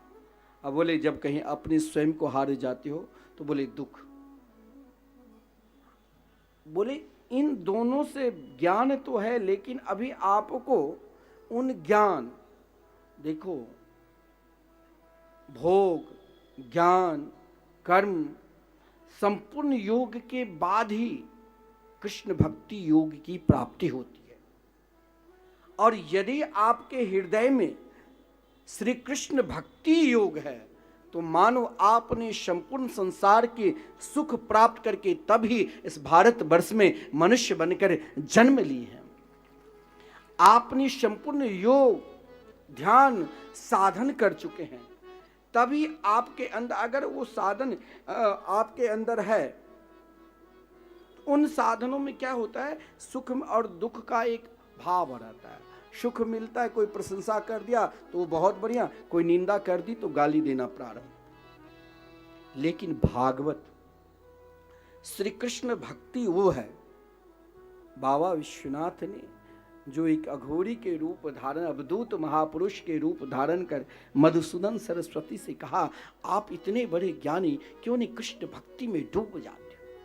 और श्री कृष्ण भक्ति को डूबने के लिए मंत्र भी दिया। स्वयं बाबा विश्वनाथ भगवान शिव की आराधना जब आप अति करोगे तो शिव प्रसन्न होकर आपके हृदय में श्री राम कृष्ण की भक्ति समर्पित कर देंगे कि उससे श्रेष्ठ उनके पास कुछ है ही नहीं। और जब आपके हृदय में भागवत भगवान के प्रति भक्ति है, फिर द्वेष भाव क्यों है? एक दूसरे से आप ईर्षा क्यों करते हैं? जरूर कहीं न कहीं आपके अंदर अभी कमी है। क्या कमी है? तो यही देह का, और ये देह तुम्हारा है ही नहीं। ये देह है तो क्यों आपको छोड़कर चला जाता है? ये देहाभिमान त्यागो। और इसके लिए महाराज परीक्षित को सब कुछ त्याग कर कहां रहना पड़ा? गंगा किनारे। गंगा किनारे जहां अन्य जल को त्याग कर केवल सोचा कि अब देहाभिमान नहीं रहकर मेरे हृदय में कृष्ण भक्ति उमड़े, और वही कृष्ण भक्ति की इच्छा और कामना लेकर जब आदरणीय श्रीमान सुखदेव जी का आगमन हुआ तो महाराज परीक्षित ने यही प्रश्न किया कि भगवान, यह तो निश्चय ही है कि मरना सभी को पड़ेगा, लेकिन यह भी निश्चय है कि सब जानते हैं कि सप्ताह के 7 दिन ही मरना पड़ेगा, लेकिन मरनाशन व्यक्ति को क्या कर्तव्य है? मरना सभी को पड़ेगा, लेकिन उन मरनाशन व्यक्ति के लिए कर्तव्य क्या है? आदरणीय श्रीमान सुखदेव जी जैसे सदगुरु, जिसने बहुत सुगम और सरल साधना बता दी, इससे अधिक सुगम सरल साधना शायद हम सबके कल्याण के लिए कुछ है ही नहीं। 3 ही संपूर्ण व्यक्ति को अगर केवल प्रेम को प्राप्त करना है और भागवत धर्म को पहचानना है, कलश यात्रा तो कई बार निकलती है, लेकिन उन कलश की तरह आपके हृदय में उत्सव है। कलश कोई साधारण नहीं है। कलश के स्वरूप भागवत भगवान के कलश स्वयं उद्धव जी जो उत्सव के स्वरूप है, वो आपके यात्रा में सम्मिलित हो। क्या आपके हृदय में उत्सव चल रही है? उत्सव यदि है तो वैर भाव नहीं। उत्सव में जब हम नाचते हैं, झूमते हैं, हम भगवान के हो जाते हैं, उस समय हम सब कुछ भूल जाते हैं। क्योंकि नाचने झूमने में आप कहेंगे अमुक व्यक्ति क्यों नाच रहे? देखिए, जब तक दुनिया दिखाई देगी तब लज्जा शर्माती है, और जब स्वयं को अपने आप को सामने लगेगा कि मेरे कृष्ण कन्हैया मेरे निकट है, तो फिर लज्जा और शर्म आने की जरूरत ही नहीं। तो यहाँ व्यक्ति के कल्याण के लिए मात्र 3 ही साधन। कुछ परिश्रम, देखिए कितना सरल और सुगम भक्ति मार्ग है। भक्ति मार्ग आपको पूर्ण रूप से जीने की भी कला और पूर्ण रूप से इस शरीर को मरण की सुधारने की भी कला सिखा दे। लेकिन इसके लिए आपको इन 3 साधना में से एक को गुरु मंत्र मानना पड़ेगा, और इन तीनों गुरु मंत्र में से एक मंत्र आपने ले लिया, और फिर इस मंत्र को लेने के बाद आपके अंदर ईर्षा भाव है, तो आप अपने गुरुदेव यानी भगवान श्री कृष्ण के अपमान कर रहे हैं। क्या है 3 मंत्र? नोट कर लेना।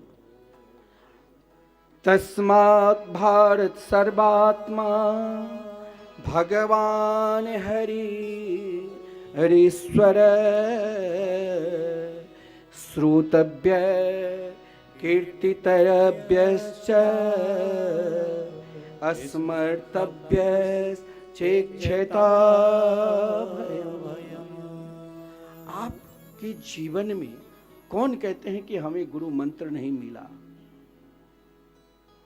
गुरु मंत्र तो आपके साथ निरंतर सदगुरु के रूप में भगवान सुखदेव जी तो तैयार है, और साधन भी बता दिया। इन मंत्र की अधिक से अधिक उपासना करो, और इन मंत्र की उपासना से ही जिस दिन ये मंत्र का फल आपको समझ में आने लग जाए, तो पहला फल यही है कि आपके हृदय से ईर्षा समाप्त हो जाएगी, आपके हृदय से द्वेष भाव निकल जाएगा। और इस मंत्र का प्रथम साधना यही है कि भगवान की कथा करने में नहीं मन लग रहा है, तो भगवान की कथा सुनने लग जाओ।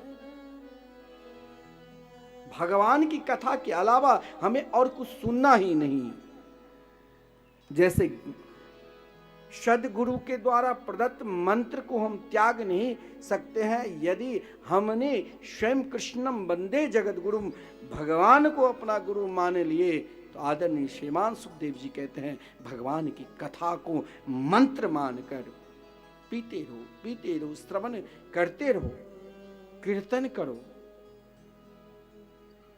निरंतर ये भाव सोचो, हे मेरे मोहन, हम तो केवल आपके ही संग रहे, तेरे संग ही मेरे जीवन निकले।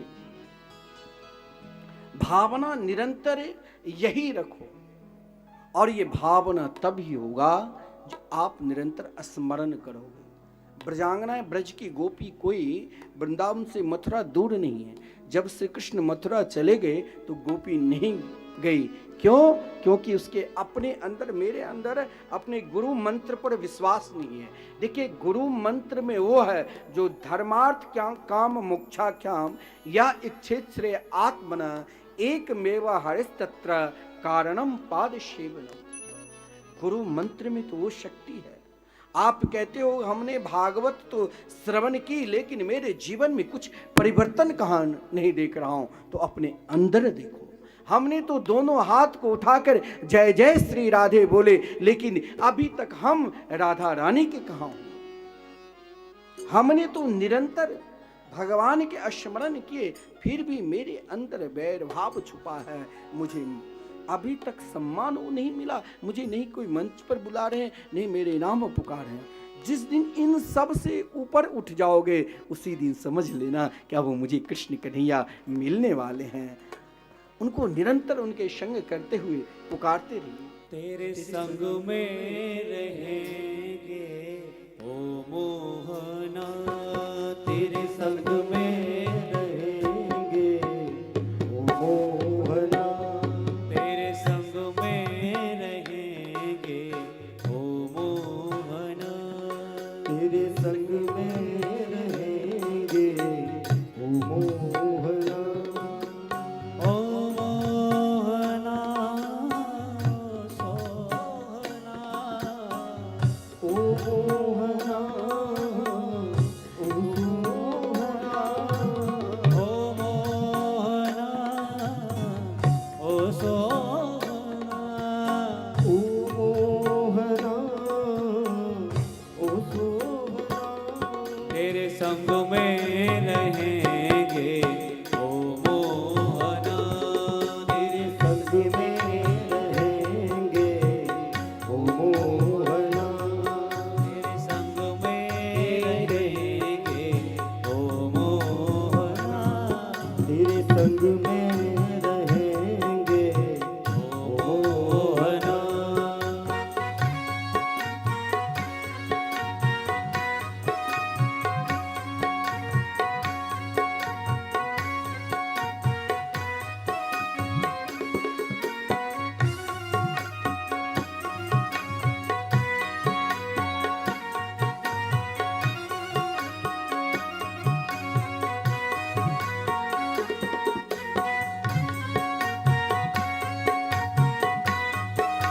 जय हो, प्रेम से सभी तालियों की सेवा करते हैं।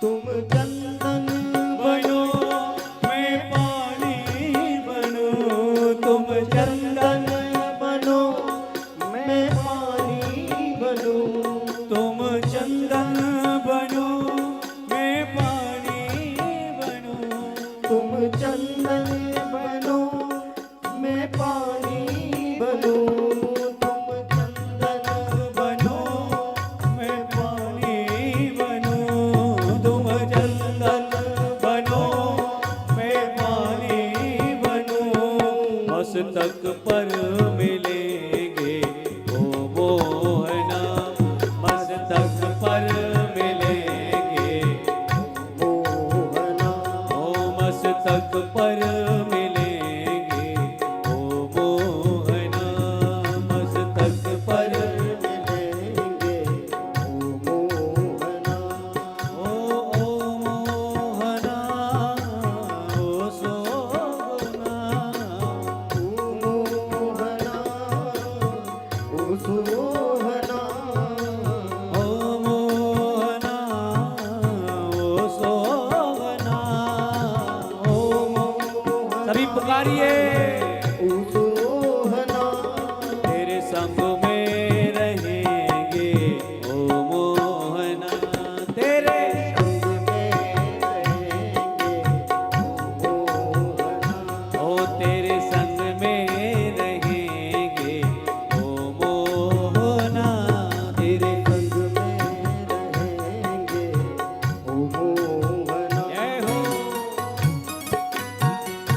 सभी प्रेम से तालियों की सेवा करते हुए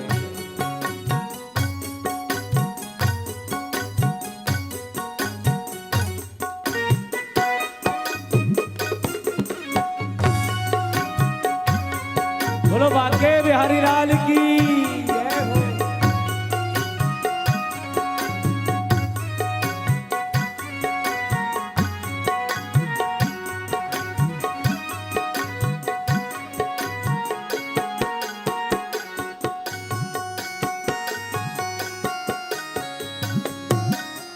जय हो।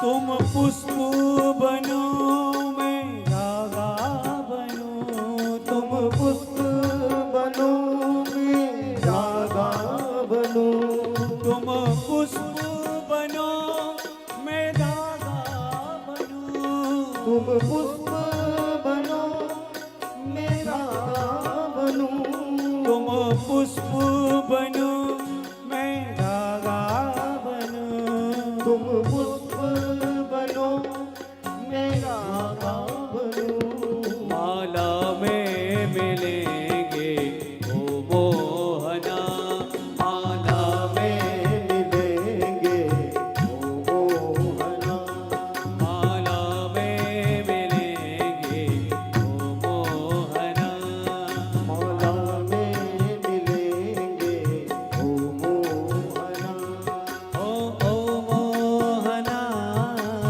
ओ सोहना, ओ मोहना ओ सोहना, तेरे संग में रहेंगे ओ मोहना, तेरे संग में रहेंगे ओ मोहना, तुम मुरली बनो मैं तानो बनो, तुम मुरली बनो मैं तान बनो, तुम मुरली बनो मैं तानो बनो, तुम मुरली बनो मैं तान बनो, तुम मुरली बनो मैं तानो बनो, तुम तुम मुरली बनो मैं तान बनो, अधरों पर मिलेंगे ओ मोहना, अधरों पर मिलेंगे ओ मोहना, तेरे संग में रहेंगे ओ मोहना, तेरे संग में रहेंगे ओ मोहना। जय हो। प्रेम से तालियों की सेवा करते हुए बोलो बाके बिहारी लाल की।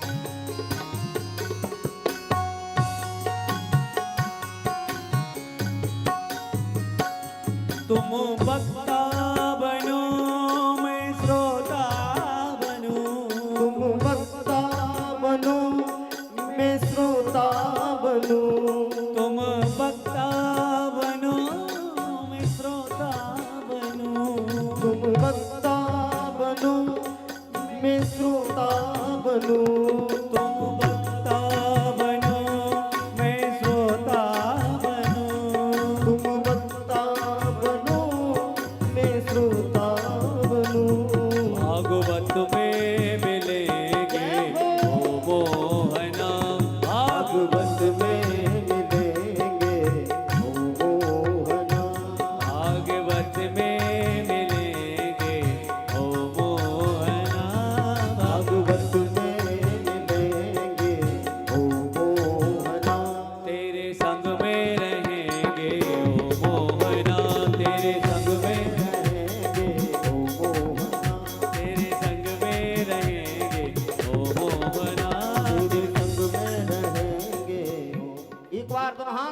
गाइए राधे कृष्णा कृष्णा कृष्णा राधे राधे राधे कृष्णा कृष्णा कृष्णा राधे राधे राधे श्याम श्याम श्याम राधे राधे राधे श्याम श्याम श्याम राधे राधे ओ राधे कृष्णा कृष्णा कृष्णा राधे राधे राधे कृष्णा कृष्णा कृष्णा राधे राधे राधे श्याम श्याम श्याम राधे राधे राधे श्याम श्याम श्याम राधे राधे ओ राधे कृष्णा कृष्णा कृष्णा राधे राधे राधे कृष्णा कृष्णा कृष्णा राधे राधे राधे श्याम श्याम श्याम राधे राधे राधे श्याम श्याम श्याम राधे राधे ओ राधे कृष्णा कृष्णा कृष्णा राधे राधे राधे कृष्णा कृष्णा कृष्णा राधे राधे राधे श्याम श्याम श्याम राधे राधे राधे श्याम कृष्णा राधे कृष्णा राधे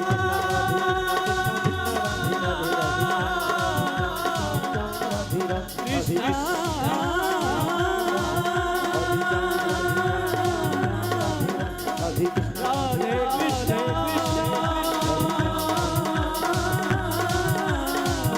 राधे कृष्णा हरे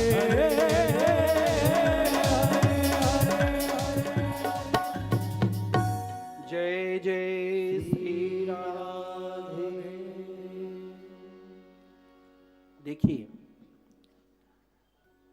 जीवन में परमात्मा की प्राप्ति के लिए सर्वश्रेष्ठ सुगम सरल साधन यदि कुछ है तो एकमात्र हरिनाम संकीर्तन।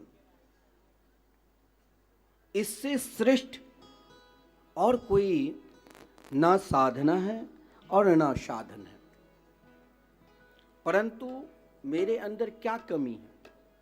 जैसे कोई व्यक्ति समुद्र के किनारे रहता है तो ध्यान देना, समुद्र लहरों का है या लहरें समुद्र की है, इसकी तरफ हमें न देखकर केवल एक चीज देखो, क्या? तो उसके अंदर जो जल तत्व है उस जल तत्व को पहचानो कि लहर या ये तरंग जो भी कुछ है इस जल तत्व में समाये। जल तत्व को देखो। तो हमें भी किसे देखना है? एकमात्र बांके बिहारी को, परमात्मा को, और किसी को देखना ही नहीं। ये साधना है। परंतु ये बहुत सुगम, क्या होता है, सुगम मार्ग को जल्दी हम पहचान नहीं पाते। भगवान आदरणीय श्रीमान सुखदेव जी ने कहा कि देखिए ये सुगम सरल मार्ग, आप नाना प्रकार की साधना करो और उससे जो फल मिलेगा एक छोटा सा, ना कोई परिश्रम करने की जरूरत। आपको 4 बजे उठकर स्नान करने की भी जरूरत नहीं। बिना स्नान की, बिना महाराज, चाहे आप पवित्र अवस्था में हैं चाहे अपवित्र अवस्था में हैं, लेकिन फिर भी आप भगवान के मंगलमय नाम लेते हैं तो वो आपके लिए सर्वश्रेष्ठ पुण्यदायक है। कहा गया है तदेव पुण्यम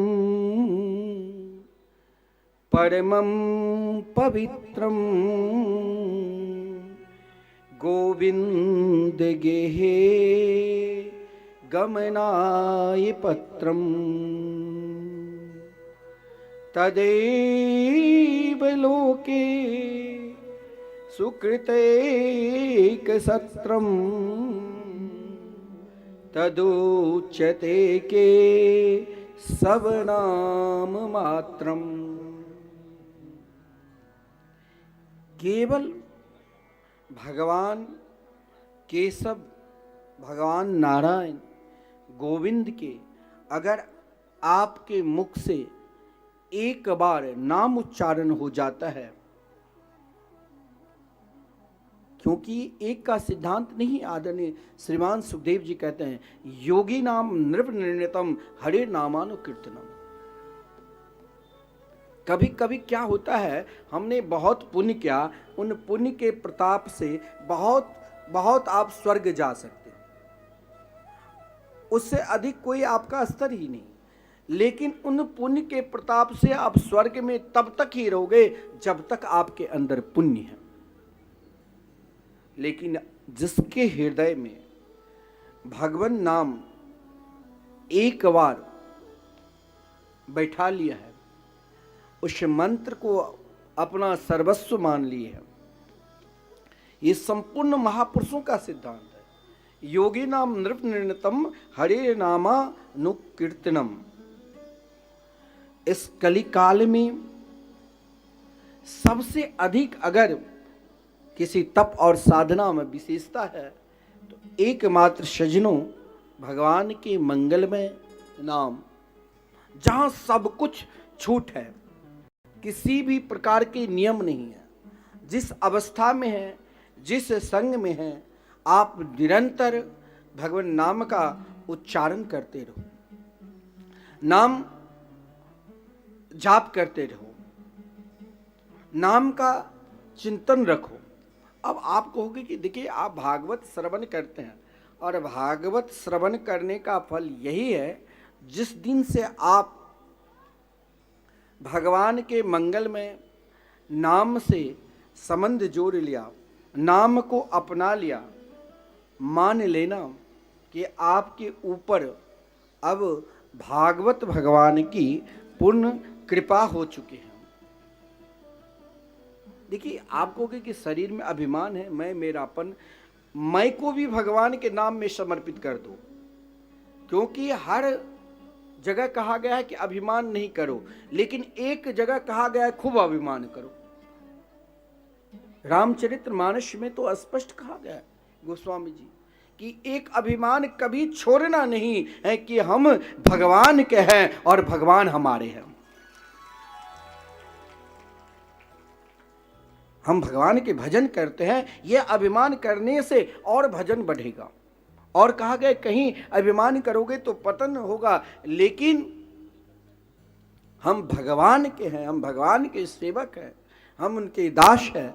ये अभिमान हमें निरंतर करना चाहिए और निरंतर रखना चाहिए। संपूर्ण इच्छा आदरणीय श्रीमान सुखदेव जी ने किस देवता की उपासना से क्या मिलते हैं, संपूर्ण उपासना और इच्छा प्रकट कर दी। लेकिन महाराज परीक्षित ने उन इच्छा में से एक ही मंत्र को अपने जीवन में उतार लिया। देखिए, जो व्यक्ति अपने सदगुरु के वचन का अपमान करते हैं, कहा गया है उसे करोड़ों वर्ष तक असुरिया नाम के नरक में रहना पड़ता है, जहां अंधकार ही अंधकार है। लेकिन आदरणीय श्रीमान परीक्षित अपने गुरुदेव के वचन, जो 3 मंत्र दिया कि इनमें से जो इच्छा है, श्रवण कीर्तन स्मरण, तो महाराज परीक्षित ने तीनों को सर्वोपरि मानकर श्रवण से प्रारंभ किया। देखिए गुरु निष्ठा, आजकल क्या होता है, लोगों के अंदर एक भ्रांति है, भ्रम हो चुका है कि गुरु वही बड़ा है जो बहुत धनवान वाले हैं, जिसकी बहुत बड़ी प्रतिष्ठा है, जो समर्थशाली है। नहीं, सद्गुरु वो है जो सीधे आपको कृष्ण भक्ति में से जोड़ दे, वो सर्वश्रेष्ठ सद्गुरु है। लेकिन शिष्य का भी कर्तव्य है। शिष्य का क्या कर्तव्य है कि गुरु सद्गुरु के वचन में तब तक विश्वास करो। महाराज परीक्षित को देखकर आदरणीय श्रीमान सुखदेव जी ने कहा, तुम केवल मेरे वचन पर विश्वास कर लो, आयु कम दिन है तब भी चिंता मत करना। सही में अगर आप सदगुरु के वचन में विश्वास करते हैं तो 1 मिनट कौन के 1 क्षण में भी भगवान को प्राप्त कर सकते हैं। महाराज खट्वांग तो 2 घड़ी में 24 मिनट में भगवान को प्राप्त कर चुके थे। लेकिन ये विश्वास, ये दृढ़ता भी, एक बार महाराज श्रीनाथ संप्रदाय के बहुत बड़े संत थे, उनके पास हजारों शिष्य वेदांती अलग अपने वेदांत धर्म के द्वारा उपदेश करते थे। ज्ञानी अलग, भक्त अलग। एक बार क्या हुआ, तो एक साधक अपने को दीक्षा लेने के लिए गुरुदेव के पास गए। अब यहां पर बहुत बड़ा पंडाल था, वहां पर वेदांत दर्शन का प्रवचन चल रहे थे, और इधर जो उनके सदगुरु थे वो महाराज बिल्कुल अवधूत की तरह रहा करते थे। एक फटे हुए गुदरी पहनकर, गुदरी बाबा भी लोग बोलते थे। लेकिन जब वो सज्जन गया, प्रणाम किया प्रवचन के बाद और कहा मुझे गुरु दीक्षा दो, मैं गुरु दीक्षा लेने के लिए आया हूँ। बोले किस लिए?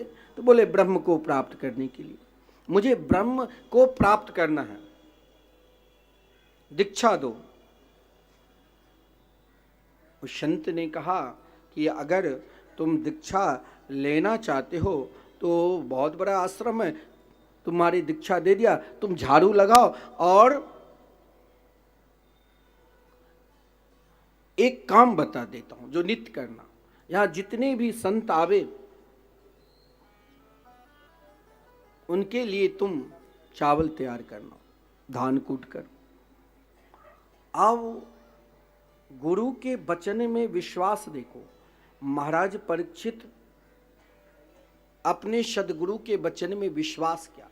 मेरे अंदर विश्वास नहीं है, हम भगवान की कथा ऐसा नहीं है जो नहीं सुनते हैं, लेकिन अभी तक मेरे अंदर वो विश्वास उत्पन्न ही नहीं हुआ है जिससे हमें सीधे भगवान मिल जाए। उसने अपने गुरुदेव के वचन पर विश्वास किया और धान कूटने लगे। धान कूटने से समय नहीं मिलता था। इधर गुरुदेव वेदांत के उपदेश दे रहे हैं, उनके पास समय नहीं, व्यवस्था में लगा हुआ। कई वेदांती है, कई योगी है, लेकिन उनके पास समय नहीं जो सत्संग में भी जाए। गुरुदेव वृद्ध हो चुके थे। मन में विचार किया कि आश्रम में तो बहुत सारे संत हैं और नियम है हम लोगों की परंपरा में, संत चाहे 100, 200, 500 रहे, उनमें से एक को ही आश्रम के उत्तराधिकारी बनाया जाता है, महंत बनाया जाता है। और हर आश्रम चाहे वो 10 हो, 20 हो, 50 हो, सबकी एक ही रहेगा। अब महात्मा ने सोचा कि भाई अब तो शरीर काम नहीं कर रहा है, सही में पहचान लूं। तो उसने एक विशाल घर में दीवार पर एक लेखनी में लिख दिया कि आज जो सही में इस आश्रम के उत्तराधिकारी लायक है वो अपना पहचान बतावे। पहले बड़े बड़े वेदांती शिष्य सब आए, हजारों शिष्य थे, सब अपने अपने अनुसार वेदांत धर्म के द्वारा कहा। ज्ञानी भी आए, वैदिक भी आए, लेकिन वो जो धान कूट रहा था बरसों हो गए थे। आजकल तो अगर गुरुदेव कह दे कि मैं तुम्हें 1 साल के बाद दीक्षा दूंगा तो सोता ऐसा गुरु कौन करना चाहिए, दूसरा गुरु करे। लेकिन हमारे निम्मार संप्रदाय में, निम्मार संप्रदाय के आचार्य श्री भट्ट देवाचार्य जी हुए, जो श्री भट्ट देवाचार्य जी के शिष्य श्री हरिदास देवाचार्य जी और श्री हरिदास जी महाराज, जिसने श्री बांके बिहारी जी का प्रागट किया। श्री भट्ट देवाचार्य जी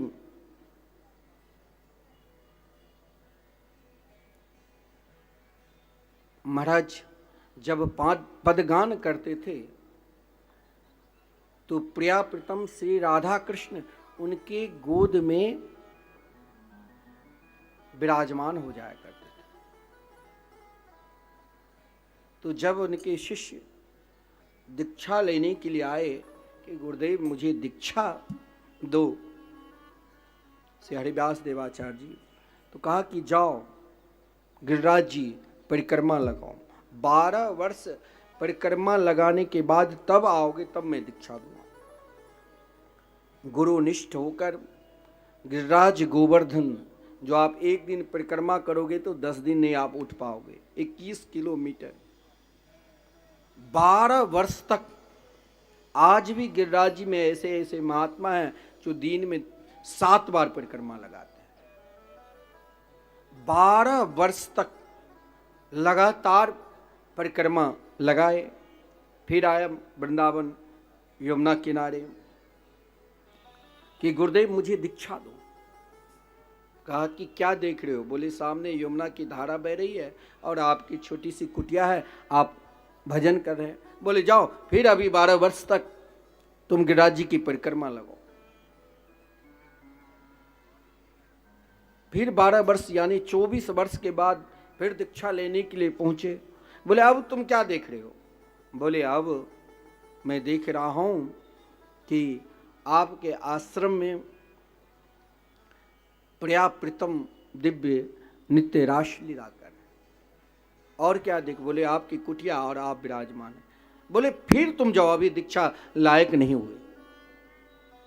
फिर 12 वर्ष 36 वर्ष के बाद जब लौटे तब कहा अब क्या देख रहे हो?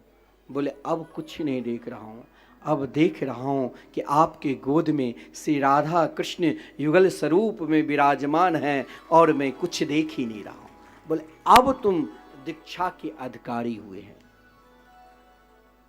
या तो गुरुदेव कह दे कि कुछ दिन तुम माला झोरी लेकर भजन करो तो तब तक तुम 10 गुरु बदल लेंगे कि अरे महाराज इनके पास समय कहाँ। और श्री हरिव्यास देवाचार्य जी महाराज को तब दीक्षा मिली थी, जिस परंपरा की हम लोग हैं। हमारे गुरुदेव भी आप कोई दीक्षा लेने के लिए जाते तो कम से कम 1 साल तक नाम जाप करो, उसके बाद दीक्षा लो। तो कहने के तात्पर्य विश्वास होना चाहिए। जब उस नाथ संप्रदाय के श्रेष्ठ महापुरुष ने सभी शिष्यों को बुलाया तो सब अपने अपने अनुसार अपने हिसाब से सब लिखनी पर लिख दी। लेकिन जब सब जिसे पागल कहते थे, अज्ञानी कहते थे, मूर्ख समझता था, जब उसे बुलाया गया कि तुमने क्या प्राप्त किया, तुम भी अपने, सब ने कहा अरे आज तुमको महाराज जी गुरुदेव बुलाए हैं। उसे तो सब वैसे महाराज पागल कोई बोलता था।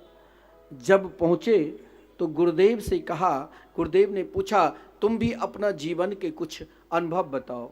उसने अपना जीवन का एक ही अनुभव दिया कि जगत मिथ्या और परमात्मा एक ही मात्र सत्य है गुरुदेव, और कुछ ही नहीं। गुरुदेव ने अपने फटे हुए जो वस्त्र ओढ़े थे उनके ऊपर उठा दिया कि तुम सही अधिकारी हैं। तो यहाँ आदरणीय श्रीमान सुखदेव जी ने जब महाराज परीक्षित से कहा अधिकारी तो एकमात्र तुम ही हो, तुम्हारे अंदर में एक गुरु संकल्प तब ही ले सकता है, एक गुरु एक माता पिता का विश्वास तभी होता है जब उनकी संतान वो लायक हो जाते हैं कि जो इच्छा माता पिता की है उनकी रहन सहन से, उसके संग से, उनकी पढ़ाई से वो जाने जाते हैं कि अपना लक्ष्य जरूर प्राप्त करेंगे। तो आदरणीय श्रीमान सुखदेव जी, जो सुखदेव जी महाराज किसी सदगृहस्थ के घर में उतने ही देर ठहरते थे जितनी ही देर एक गौ के दूध निकाला जाता था। लेकिन आज आदरणीय श्रीमान सुखदेव जी ने ऐसे शिष्य को देखकर, उनकी निष्ठा को देखकर, उनके प्रेम को देखकर, उनकी समर्पित भाव को देखकर प्रतिज्ञा कर ली कि तुम जैसे शिष्य मिल जाए तो मैं भी प्रतिज्ञा ले रहा हूं कि आज के 7वें दिन यही भागवत श्रवण कराकर तुमको प्रिया प्रीतम के नित्य धाम में भेज दूंगा, तुम प्रिया प्रीतम के सहचरी बन जाओगे। क्योंकि सदगुरु जान जाते हैं कि ये शिष्य सही में पात्र है कि नहीं, सदपात्र है कि अपात्र है, इसीलिए प्रतिज्ञा की थी आदरणीय श्रीमान सुखदेव जी। देखिए भागवत में संपूर्ण लीला पूर्ण रूप से भगवान के ऊपर समर्पित होने के बाद ही भगवान दर्शन दिए, चाहे विदुर जी हो, चाहे विदुरानी हो, और चाहे सृष्टि के वर्णन में महाराज सृष्टि का वर्णन भागवत में कई जगह है, द्वितीय स्कंद में, तृतीय स्कंद में, हर स्कंद में कहीं ना, और 12वें स्कंद तक सृष्टि का वर्णन है।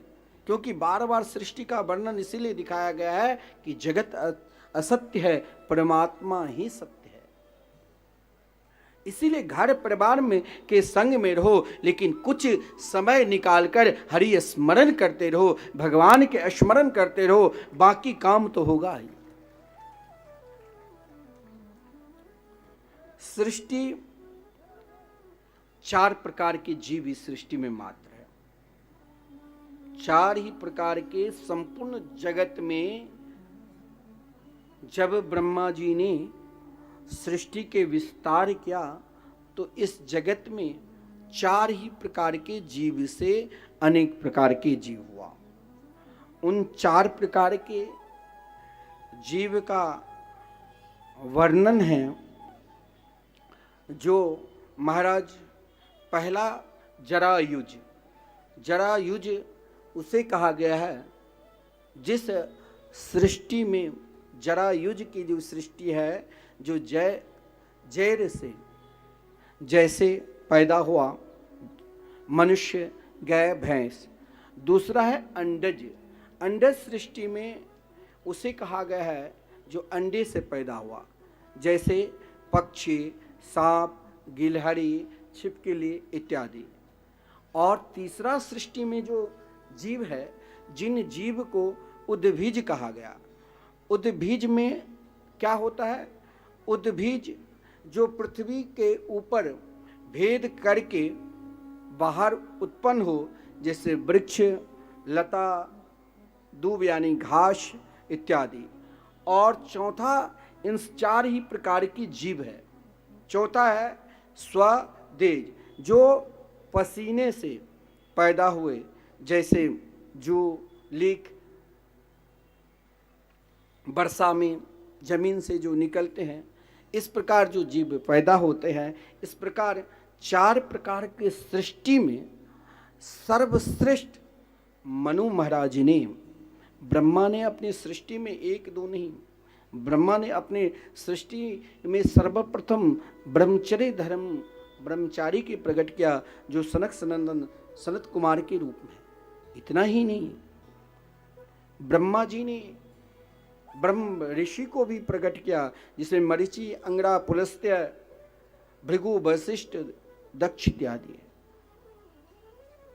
लेकिन ब्रह्मा जी ने जब अपने ही छाया को 2 रूप में करके मनु और सतरूपा के रूप में प्रकट किए, तो इन 4 प्रकार के जीव में, सृष्टि में जो 4 प्रकार जीव से इतने विस्तार हुए जगत, उनमें सर्वश्रेष्ठ मानव को ही कहा गया। इसीलिए ब्रह्मा जी अपने ही रूप को मनु और सतरूपा में, जिसमें आकुति, देवहूति, प्रसूति नाम के कन्या हुई, और प्रियव्रत, उत्तानपाद नाम के, जिसमें महाराज उनके पुत्र हुआ।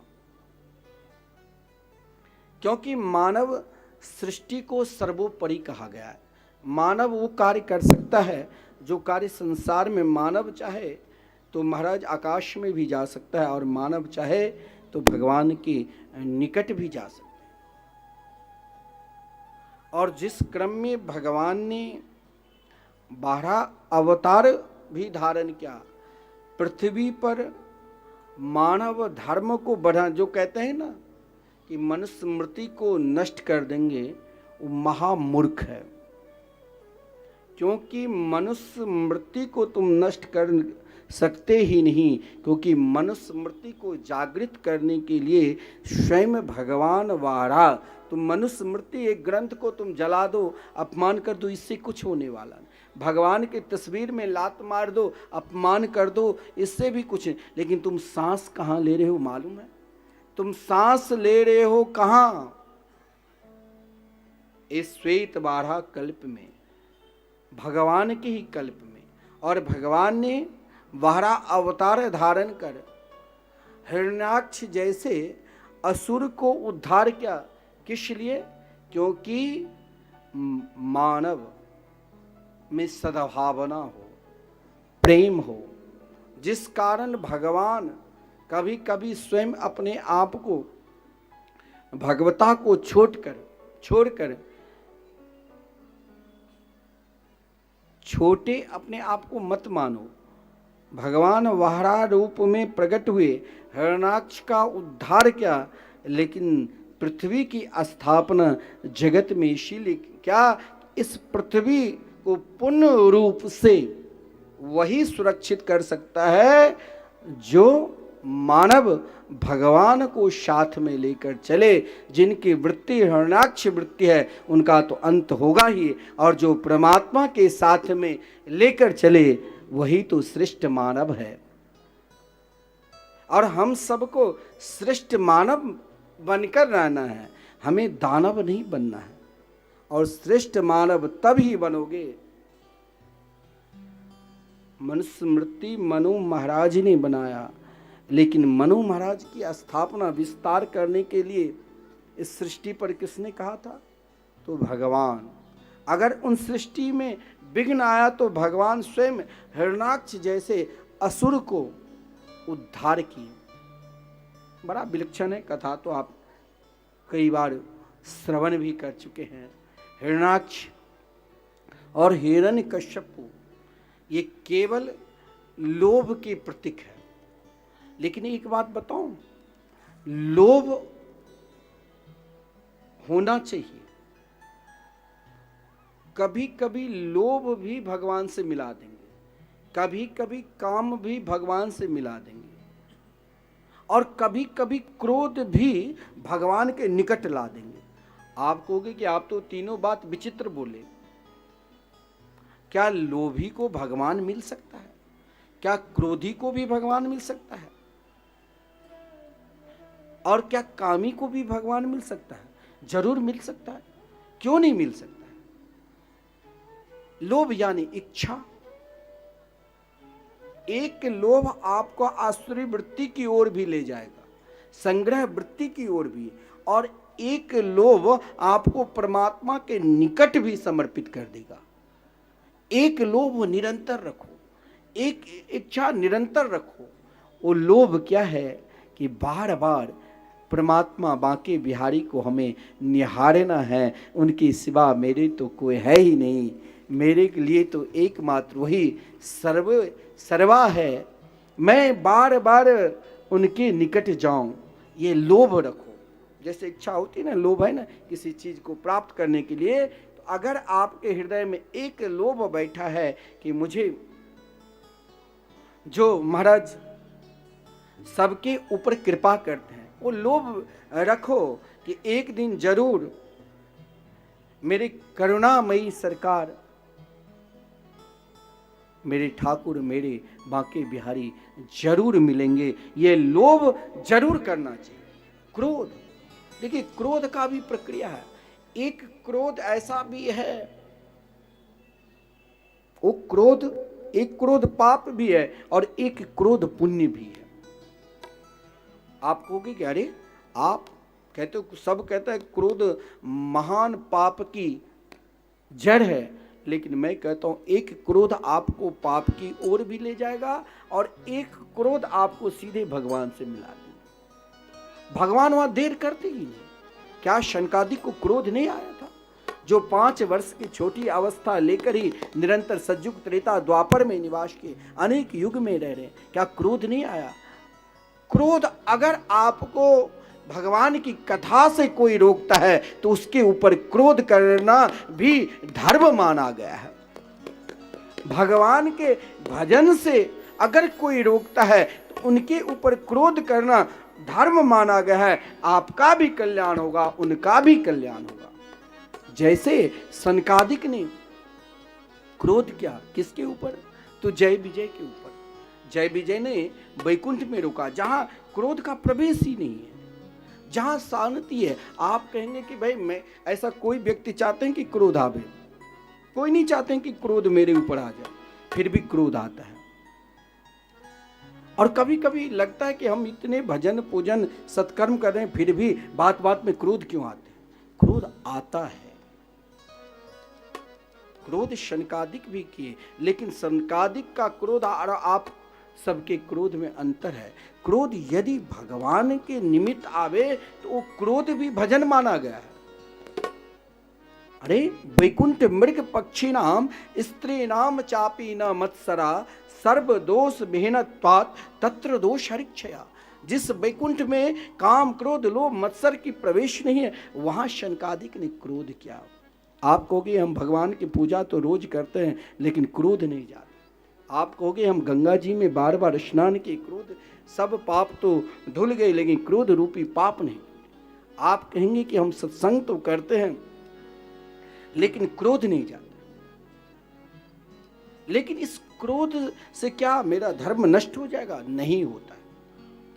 शनकादिक ने श्राप दिया, जिनके भगवान के दर्शन में, भगवान की कथा सुनने में, भगवान के कीर्तन करने में अगर कोई विघ्न डाले तो उसके ऊपर क्रोध करना पाप नहीं है, उसे पुण्य कहा गया है। जैसे शनकादिक ने भगवान के प्रिय पार्षद को क्रोध किया कि तुम यहाँ की लायक नहीं हो। अरे मैं तो उनके दर्शन करने के लिए आया। लेकिन देखिए, अगर भजन में कोई विघ्न डालता है उसके ऊपर क्रोध भी उनके लिए भी भजन बन जाता है।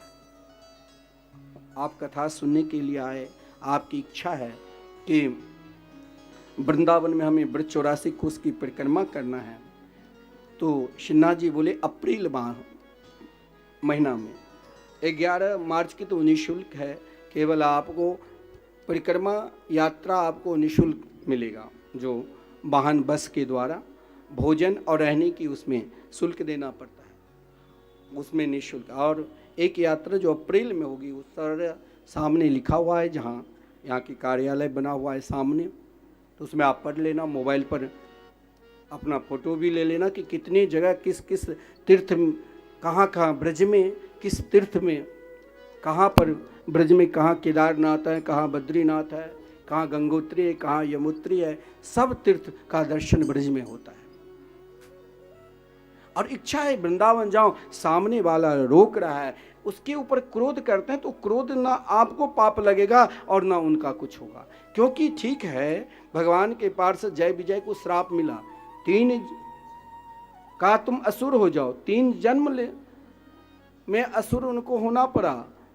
हिरणाक्ष हिरण्यकश्यपु रावण कुंभ करण सुस्वाल दंत्र भक्त। लेकिन भगवान ने कहा कि ये क्रोध नहीं, ये भजन की कृपा है। भजन में अगर कोई विघ्न डालता है उसके ऊपर आप क्रोध करते हैं तो क्रोध में आप घबराना नहीं, वो भी भजन बन जाएगा और उनका भी कल्याण हो जाएगा। बार बार आप क्रोध में कहोगे हमें वृंदावन तुम नहीं जाने दोगे, वृंदावन क्यों नहीं जाने देते, वृंदावन तो 10 बार आप वृंदावन का नाम ले लिया। तो भगवान ऐसे भक्त के लिए रक्षा के लिए 4 बार आते हैं। और कामना नहीं है तो आप कुछ है ही नहीं। जिसके अंदर काम नहीं वो मनुष्य है कि पशु है कि यही पता नहीं चले। लेकिन काम कौन सा काम? केवल विषय भोग नहीं, विषय भोग तो आहार निद्रा भय मैथुन च सामान्य में तत् पशु भी नारायणाम, ये तो सब में है। हमें भी उन विषय की ओर भागना है। किस विषय की ओर? जिस विषय की ओर, जिस कामना की ओर ब्रजांगनाएं निरंतर भागती थी। ब्रज की गोपियों के अंदर कामना, ये तो असंभव है। बोले बिल्कुल कामना। और भागवत में लिखा है गोप्यः कामात् भयात् कंसो। गोपी के अंदर कौन सी कामना? जब तक श्री कृष्ण के दर्शन नहीं करती तब तक अन्न जल को भी ग्रहण नहीं करती, कि जब तक हम अपने कृष्ण कन्हैया के दर्शन नहीं करेंगे तब तक हम कुछ भोजन भी नहीं करेंगे। यह जो कामना है, जब तक हम मंदिर में पूजन नहीं करेंगे, जब तक हम अपने ठाकुर जी की सेवा नहीं करेंगे, जो महाराज करुणा की सागर है, यह कामना निरंतर रखो, यह इच्छा निरंतर रखो कि एक दिन हमें जरूर मेरे कन्हैया मेरे ठाकुर एक दिन जरूर दर्शन देंगे। ये कामना कभी छोड़ना भी नहीं। मेरी करुणामयी सरकार,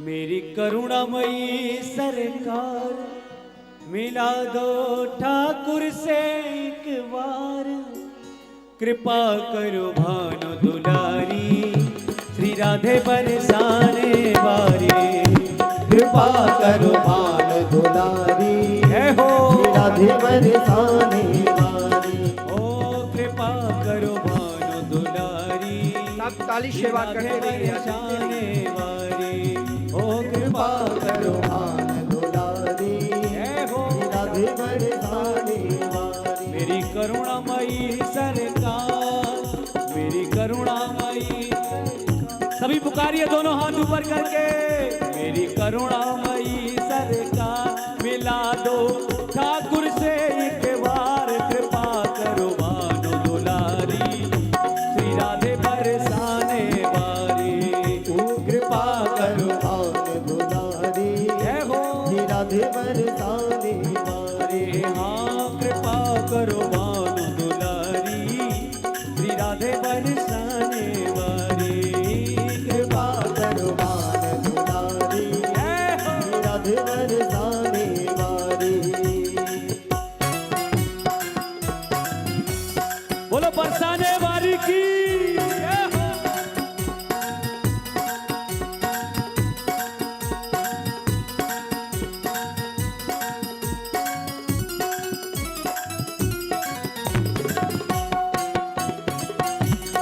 श्री राधे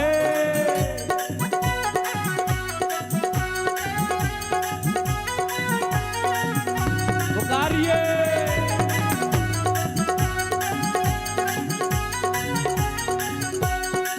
गोलोक के ठाकुर प्यारे गोलोक के ठाकुर प्यारे गोलोक के ठाकुर प्यारे लोक के ठाकुर प्यारे तेरे लिए ब्रज धाम पधारे तेरे लिए ब्रज धाम पधारे तेरे लिए ब्रज धाम पधारे तेरे लिए ब्रज धाम पधारे है कृष्ण की लीला सार है कृष्ण की लीला सार मिला दो ठाकुर से एक बार कृपा करो भानु दुलारी श्री राधे बरसाने वारी ओ कृपा करो भान दुलारी राधे बरसाने वारी मेरी करुणामयी सरकार मेरी करुणामयी सरकार मिला दो ठाकुर से एक बार कृपा करो भानु दुलारी श्री राधे बरसाने वारी हाँ कृपा करो भान दुलारी जय हो राधे बरसाने मस्ती में झूमते हुए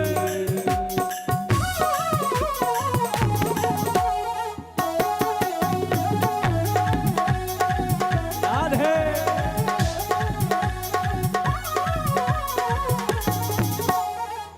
बोलो बांके बिहारी लाल की जय हो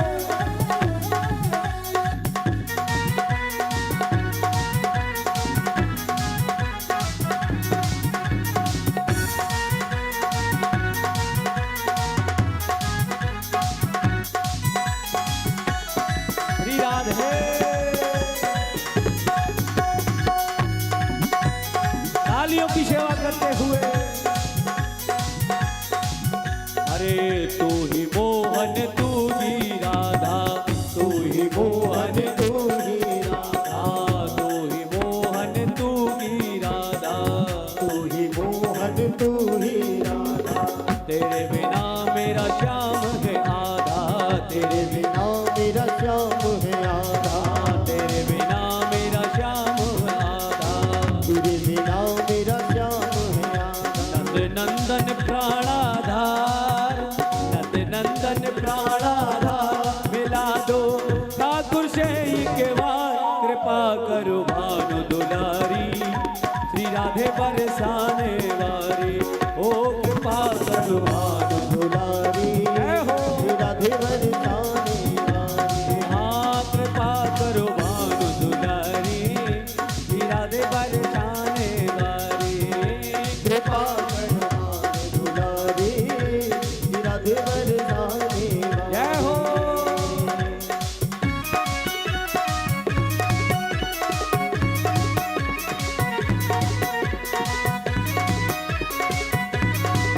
प्रेम से तालियों की सेवा करते हुए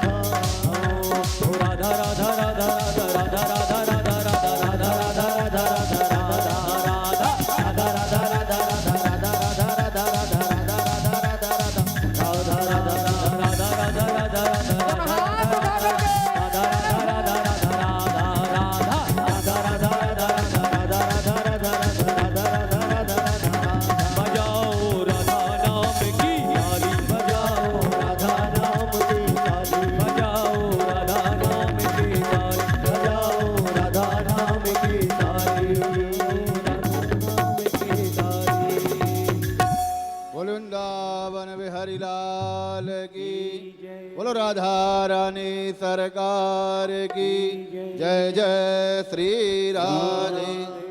धन्यम वृंदावनम तेन भक्ति न त्रियत्रिजा। आज वृंदावन जैसा माहौल है, यह साक्षात वृंदावन ही है।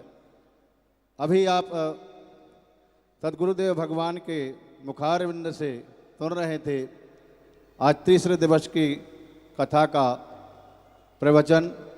सदगुरुदेव भगवान के मिथिला कुंज आश्रम वृंदावन में एक भव्य श्रीमद् भागवत भगवान का मंदिर बनने जा रहा है, जो निर्माण कार्य शुरू हो चुका है। तो जो भी मंदिर में सहयोग करना चाहें, सदगुरुदेव भगवान के साथ जुड़ना चाहें, तो एक ईंट की सेवा मात्र 1100 रुपये रखी गई है। और जो एक श्लोक अपने नाम से या अपने पूर्वजों के नाम से लिखवाना चाहें भागवत भगवान का, तो 5100 रुपये रखा गया है। तो अपने आप सहयोग कर सकते हैं मंदिर में। और गत 30 वर्षों से श्री मिथिला कुंज आश्रम वृंदावन धाम में नाम संकीर्तन चल रहा है। युगल राधे कृष्णा कृष्णा कृष्णा राधे राधे, राधे श्याम श्याम श्याम राधे राधे। तो देखिए, कलयुग में कलौ केशव कीर्तनाथ, कलयुग में नाम भगवान की ही महिमा है, कीर्तन की ही महिमा है। तो जो कीर्तन कराना चाहें अपने पितरों के नाम से या अपने बच्चों के वर्षगांठ के नाम में या शादी के सालगिरह में के उपलक्ष्य में, तो मात्र एक दिन के कीर्तन का शुल्क सदगुरुदेव भगवान ने 1500 रुपये रखा है। एक दिन कीर्तन कराएं और 1500 रुपये दे करके अपने पूर्वजों के नाम से, अपने बच्चों के नाम से करवा सकते हैं। और एक माह के कीर्तन का शुल्क 15,000। और आजीवन जो चाहते हैं कि हमारे नाम से कीर्तन होता रहे और आश्रम के हम सदस्य बने रहें, मरणोपरांत तक हमारे द्वारा संतों की सेवा चलती रहे, तो 21,000 रुपये दे करके आप आश्रम के सदस्य बन सकते हैं। और आपके नाम से कीर्तन चलता रहेगा और 12 संतों का प्रतिदिन आपके नाम से भोजन भी चलता रहेगा। तो जो भी इसमें सहयोग करना चाहें वह यहाँ पर आकर अपना नाम रजिस्ट्रेशन करा लेंगे और सहयोग कर सकते हैं। जय श्री राधे। आइए सदगुरु भगवान देव के चरणों में प्रार्थना करेंगे कि आगे के प्रसंग सुना करके हमें कृतार्थ करें। जय श्री राधे। जय जय श्री राधे। भागवत कथा की संपूर्ण सार तत्व, चाहे कपिल देवहूति संवाद हो। कपिल देवहूति संवाद में भगवान कपिल अपनी माता को संपूर्ण सांख्य धर्म का भी उपदेश दिया, अष्टांग योग का भी उपदेश दिया। भगवान के मंगलमय नाम से रहित व्यक्ति कैसे नरक में, लोक में जाता है, ये भी उपदेश दिया। लेकिन जब संपूर्ण उपदेश प्राप्त करने के बाद माता देवहूति ने यही कहा कि हे प्रभु, कुछ क्षण के लिए अपने पुत्र में पुत्र न देकर प्रभु शब्द से संबोधन किया। कहा कि इतना सुलभ और सरल है आपके मंगलमय नाम। देखिए, आप अन्य तप, साधना, तंत्र मंत्र, इन सब पर कुछ विश्वास मत करो, लेकिन सब चाहते हो कि मुझे सब सुख मिले। आप सुनना, महाराज उत्तानपाद की पत्नी माता सुनीति, जिसने सोचा कि भजन के प्रभाव से मैं अपने पुत्र को संपूर्ण सुख प्राप्त कर दूं, और एक माता सुरुचि, जिसने सोचा कि मैं अपने धन बल से अपने पुत्र को संपूर्ण सुख प्राप्त कर दूं। तो सुरुचि को शायद कभी शांति नहीं मिली और सुनीति को इस प्रकार शांति मिली जो उनके पुत्र ध्रुव, जिसने केवल अपने जीवन में आप क्या खाते हो, क्या पहनते हो, क्या आपके स्वभाव है, उस पर मत सोचो। केवल एक सोच रखो कि हमें भगवान के मंगलमय नाम का जाप करना है, कीर्तन करना है और कथा श्रवण करना है। इसे निरंतर सोचते रहो, क्योंकि नाम जप से सभी प्रकार के बड़े बड़े जो योगियों के लिए आवश्यक है, केवल हम साधारण मानवों के लिए नहीं, योगियों के लिए भी आवश्यक है। क्योंकि इस कलयुग में नाम, भगवान नाम संकीर्तन का, नाम जाप का बहुत विशेष प्रभाव है। क्योंकि कलयुग में दूसरे साधना आप सही में ठीक तरह नहीं कर पाओगे। क्योंकि कहा गया है एक उदात्त और अनुदात्त का अगर आपका भेद हो जाएगा तो संपूर्ण अनुष्ठान व्यर्थ में चला जाता है। लेकिन उन अनुष्ठान में यदि आप भगवान के मंगल में, इसीलिए पंडित जी जब विसर्जन कराते हैं तो आपको अच्युत भगवान के नाम लेकर ही जो भी हमने सत्कर्म किए सब भगवान नाम में समर्पित हो जाए। क्योंकि भगवान ने अपनी संपूर्ण शक्ति को, संपूर्ण धर्म को, संपूर्ण साधना को मात्र एक जगह एकत्रित कर दिया। क्या? तो अपने नाम में सब समर्पित कर दिया। श्री चैतन्य महाप्रभु ने अपनी संपूर्ण अनुयायी को, जो भी उनका अनुयायी है, केवल मनुष्य नहीं, हिंसक वृत्ति भी, हिंसा वृत्ति छोड़कर महाप्रभु के साथ कीर्तन करने लग जाते। महाप्रभु संपूर्ण प्राणी मात्र को एक ही जगह एकत्रित किया। कहाँ? तो भगवान के नाम में। और स्वयं कहा, नाम नाम करी बहुदा निज सर्व शक्ति, तत्रार्पित नियमित अस्मरणे च काल, एता दृशे तब कृपा भगवन् ममापि, दुर्दैव में दृश्यमिहा जनिनानुराग।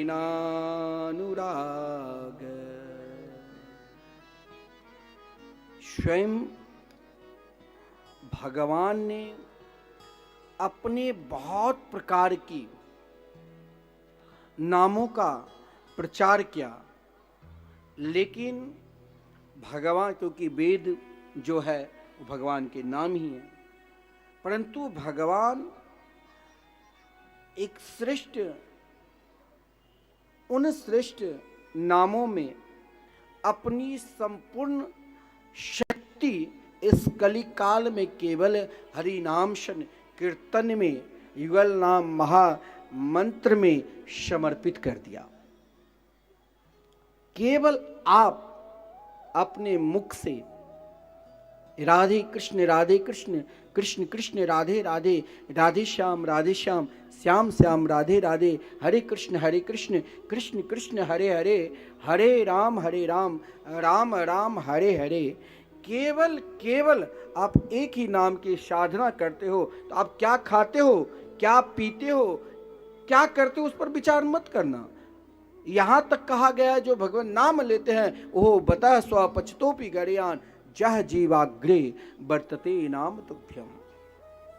भगवान ने अपने संपूर्ण शक्ति को नाम में प्रदान कर दिया है। और ध्रुव उपाख्यान से आप यहां पर यही शिक्षा लोगे कि महाराज उत्तानपाद की दो पत्नी थी, सुनीति और सुरुचि। एक अपनी इच्छा, बहुत लोग कहते हैं ना, अरे भगवान के भजन करके क्या मिलता है, अपना कर्म कर रहे हैं, खाने पीने मौज मस्ती में ही सब कुछ है। तो क्या सुरुचि की तरह शायद किसी के मौज मस्ती नहीं होगी? जिसने अपनी पत्नी, धर्मात्मा पत्नी सुनीति को त्याग दिया था राजा ने अपनी सुरुचि पत्नी की सुंदरता को देखकर, जिसने केवल सुरुचि के पुत्र को ही प्रेम किया, लेकिन नीति एक दिन तो सभी को वहीं पर आश्रय लेना पड़ेगा, चाहे जिंदा ले लो और चाहे मरने के बाद लो, लेना तो पड़ेगा ही और बोलना तो पड़ेगा ही, राम नाम सत्य है, कृष्ण नाम सत्य है। सत्य की ओर आना पड़ेगा। अब सत्य की पहचान चाहे एक छोटा सा बालक करा दे, वो भी आपके लिए गुरु। आप चाहे पहचानो ना पहचानो। ध्रुव तो चैन से अपनी माता सुनीति के पास रहते थे, तो क्यों अपने पिता को प्रणाम करने के लिए जिस ध्रुव की माता को महाराज उत्तानपाद ने त्याग दिया था, क्यों गए? क्योंकि ध्रुव ने अपने जीवन में सत्संग किया। ध्यान देना, आप सही में सत्संग कर रहे हो और सत्संग का प्रभाव आपके ऊपर नहीं हुआ है और हुआ है, इसका एक ही पहचान है कि सामने वाले से आपके हृदय में लेस मात्र भी वैरभाव ना रहे, उनमें भी अपने कन्हैया को देखो। लेकिन अगर ये 5 जो ये अवगुण हैं, ये 5 अवगुण आपको भगवान के निकट रहकर भी दूर कर देगा। ये 5 अवगुण जो है ना, वो बहुत खतरनाक है। क्या? विद्या, महाप्रभु श्री बल्लवाचार्य जी ने कहा, विद्या रूप महत कुला, धन यौवन अभिमान, सद कंटक देखे जहां रहत न भक्ति निदान। ऐसा कोई प्राणी है जो ये नहीं कहेंगे कि हमें सुख ना मिले। सब चाहते हमें सुख मिले, लेकिन सच्चा प्रेम, सच्चा सुख कहाँ है? भगवान के नाम में। लेकिन विश्वास क्यों नहीं होता है? विश्वास नहीं होने का यही कारण है। हम बहुत बड़े विद्वान हैं, कोई छोटे बालक भगवान के भजन पर उतना जोर दे रहे, तुम क्या बात माने? ये विद्या का भी कभी कभी अभिमान आ जाता है, और कभी अपनी सुंदरता का भी एक अभिमान है। ज्यादा सुंदरता भी अभिमान का प्रतीक हो जाता है, और बड़े कुल में ये तो और बड़ा अभिमान है, वो जल्दी झुकने देता ही नहीं।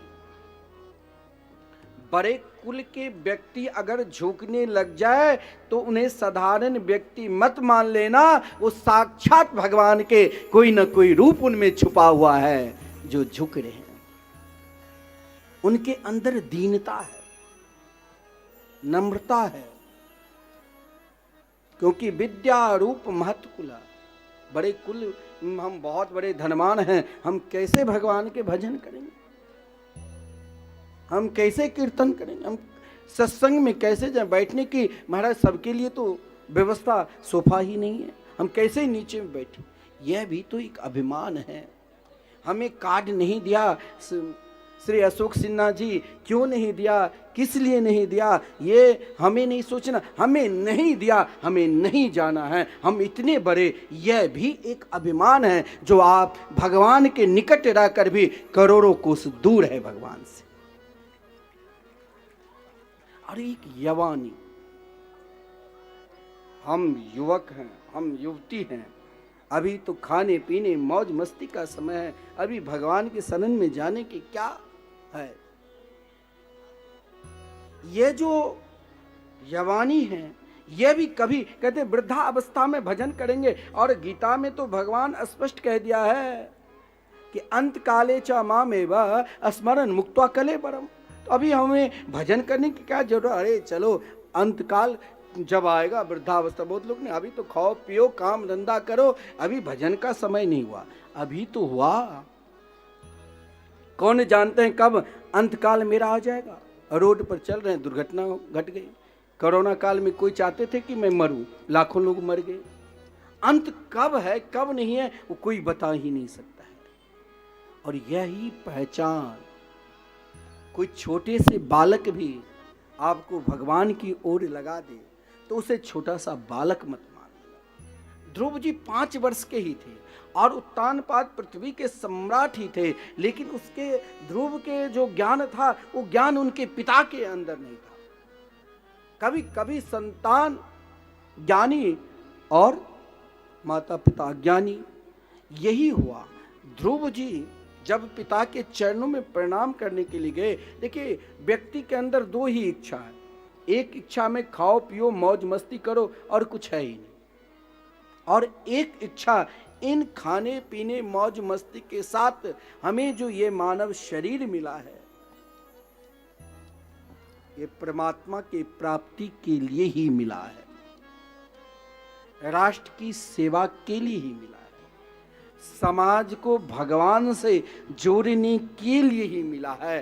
केवल अपने खाने पीने मौज मस्ती में हम जी लेंगे तो एक शुगर कुकर भी जी लेता है। हमें प्राणी मात्र को भगवान से जोड़ना है, ये सतत निरंतर प्रयास करना चाहिए। प्रयास में सफलता मिले और न मिले यह भी वहां ना देखो, भगवान पर छोड़ दो। ध्रुव जी ने यही तो प्रयास किया। ध्रुव जी ने देखा पिताश्री किस वासना में डूबे हुए हैं। सुंदरता तो मेरी मां में है, क्योंकि मेरी मां धर्म को मानती है, लेकिन मेरी विमाता में कौन सी सुंदरता है जो भूल चुके हैं मेरी मां को। मैं जरा याद दिला दूं, मैं अपना प्रयास करूं। ध्रुव अपना प्रयास, महात्मा अपना प्रयास, सज्जन अपना प्रयास करते हैं कि तुम धर्म से जुड़ो। अब तुम चाहे जुड़ो ना जुड़ो, उसमें उनका कोई गलती नहीं। ध्रुव जी जोड़ने के लिए आए। ध्रुव जी देखिए, आपको धन मिला है तो उसे भोग करो, भोगना कोई खराब नहीं है। धन मिला है, संपत्ति मिली है, तो देवता भी जब भोगता है तो हम मानव क्यों ना भोगे। लेकिन भोग के साथ अगर निरोग रहना है तो परमात्मा को हो जाओ। उत्तम सब कुछ है, बढ़िया भोजन करना वो भी उत्तम है, बढ़िया बिस्तर पर सोना वो भी उत्तम है, बढ़िया बंगला में रहना वो भी उत्तम है, समाज में प्रतिष्ठा प्राप्त करना वो भी उत्तम है। लेकिन ये सब केवल शरीर तक ही रहेगा, ये क्षणिक है। परंतु हमें आगे भी कोई ना कोई हमें भी तो उत्तम बनाया है, जिसने इस शरीर दिया। हमारा कर्तव्य है मैं उनका भी पालन करूं। आजकल क्यों भूलने लगे, माता पिता की सेवा छोड़कर उनको वृद्धाश्रम में क्यों भेज रहे हैं? क्योंकि केवल वो अपना उत्तम चाहते हैं। ध्रुव जी ने अपने पिता से कहा, नन्हे से एक छोटे से, मात्र 5 वर्ष की छोटी अवस्था है, और कहा तुम गलती कर रहे हो। उत्तम को गोद में बैठाकर, सुरुचि को अपने बगल में बैठाकर संगीत का आनंद ले रहे थे। लेकिन ध्रुव ने कहा, कभी मेरे गोविंद का नाम का आनंद लिया? कोई गलती से सोचता है कि अगर हम भगवान के कीर्तन करने लग जाए तो फिर मेरे अंदर महाराज जो ईर्षा है वो निकल ना जाए। ऐसा भी लोग होता है, द्वेष भाव जो है वो निकल ना। आप बहुत नाच ले, गा ले, खूब झूम ले, लेकिन आपके अंदर ईर्षा है तो व्यर्थ है। किसके लिए कर रहे हो? अपने लिए? किसके लिए कर रहे हो? ध्रुव ने यही कहा, लेकिन सुरुचि को प्रिय नहीं लगा। सुरुचि देखिए, अब 2 मार्ग है। एक मार्ग केवल अपना लिए रखो, खाओ पियो मौज मस्ती करो, कोई भगवान नहीं, कोई धर्म नहीं है, तो उस मार्ग में आपका केवल नाश ही नाश का समय आ जाए। एक मार्ग ऐसा है जो खूब भोग के साथ साथ खूब योग करो, यानी खूब भगवान के हो जाओ, तो वहां केवल आनंद ही आनंद है। लेकिन ध्रुव की माता, ऐसा हर व्यक्ति, संसार का ऐसा कोई भी प्राणी नहीं है जो ये नहीं जानते हैं कि तप से ही तो सब कुछ मिला है। तप से अगर कोई बहुत धन प्राप्त किया है तो वो भी तप किया है, अपने जीवन में परिश्रम किया है। बहुत बड़े विद्वान है तो उसने भी तप किया है। बहुत प्रतिष्ठा प्राप्त किया है तो उसमें भी तप किया है। और ये सब अज्ञानी भी जानते हैं। इसलिए ध्रुव की माता ने ध्रुव से यही कहा था कि तुम इस सिंहासन पर मत बैठो। ध्रुव ने कहा क्यों? बोले अभी तुम अधिकारी नहीं हो, इसके लिए तप करो। अब तप आपकी कोई प्रशंसा करे वो तप है, कि आप भगवान की प्रशंसा करें वो तप है। वो वही समझने के लिए आपको सत्संग करना पड़ेगा। कि हमारी कोई प्रशंसा करे तो हम उस प्रशंसा को सुनकर गदगद हो जाए, और कोई हमारी निंदा करे तो उसे मैं मार दूं। लेकिन ध्रुव की माता सुरुचि ने ये बिल्कुल पूर्ण रूप से जानती थी कि ध्रुव सही मार्ग पर लाने के लिए अपने पिता की गोद में बैठने के लिए इसीलिए आए। जो भगवान ने आपको धन दिया तो खूब भोगो, लेकिन धन के साथ साथ जिससे आप उत्तम मानते हो कभी न कभी नाश होगा। एक जो अखंड ध्रुव को भी हमें अपने जीवन में रखना है। ध्रुव क्या है? जो कभी नाश होगा ही नहीं, जो सत्य व्रतम सत्य परम ति सत्यम, जो सत्य है जिसका कभी नाश होता ही नहीं। तो कहा क्या करूं? बोले तपसा आराध्य पुरुषम तस्से बानो गृहेण में। जीवन में अगर तुमको कुछ प्राप्त करना है तो उसके लिए आपको तो तप करना ही पड़ेगा। लेकिन एक व्यक्ति कहता है मेरे कारण ही सब कुछ हो रहा है, एक व्यक्ति ऐसा कहता है मैं कुछ नहीं हूँ, मैं तो निमित्त हूँ, भगवान के कारण सब कुछ हो रहा है। तो यही एक श्रेष्ठ भजनानंदी है, वो भी महापुरुष है, उसे आप छोटा मोटा मत समझ लें। जो अज्ञानी है वो अपने कारण, जैसे सुरुचि अज्ञानी है, लेकिन ध्रुव ने कहा ठीक है। माता ने, देखिए जो सही में समझदार है वो बुराई में भी अच्छाई को ढूंढ लेगा। ध्रुव जी ने वहां उन बुराई, सुरुचि ने चाहे बुराई, लेकिन वही समझदार है, वही ज्ञानी है, वही श्रेष्ठ तम महापुरुष है जो महाराज बुराई से भी अच्छाई का भाव ले ले कि कहीं ना कहीं इसमें अच्छाई छुपा है। तो ध्रुव जी ने कहा कि माता ने सही कहा कि मुझे बनना है तो श्रेष्ठ बनकर ही आना है, इसके लिए तप तो करना ही पड़ेगा। बिना परिश्रम से आज तक किसी को कुछ मिला है? अरे ब्रह्मा जी भी, जिस ब्रह्मा की सृष्टि में हो, ब्रह्मा जी ने भी तप किया, तब ब्रह्म पद को प्राप्त किया। हमें भी श्रेष्ठतम बनना है तो तप करना है। अब दो प्रकार की, एक होता है मन का संकल्प कि मुझे ये कार्य करना है, एक संकल्प होता है ईर्षा बस संकल्प। उन संकल्प में विघ्न आता है। लेकिन यहां पर फिर सत्संग की जरूरत है।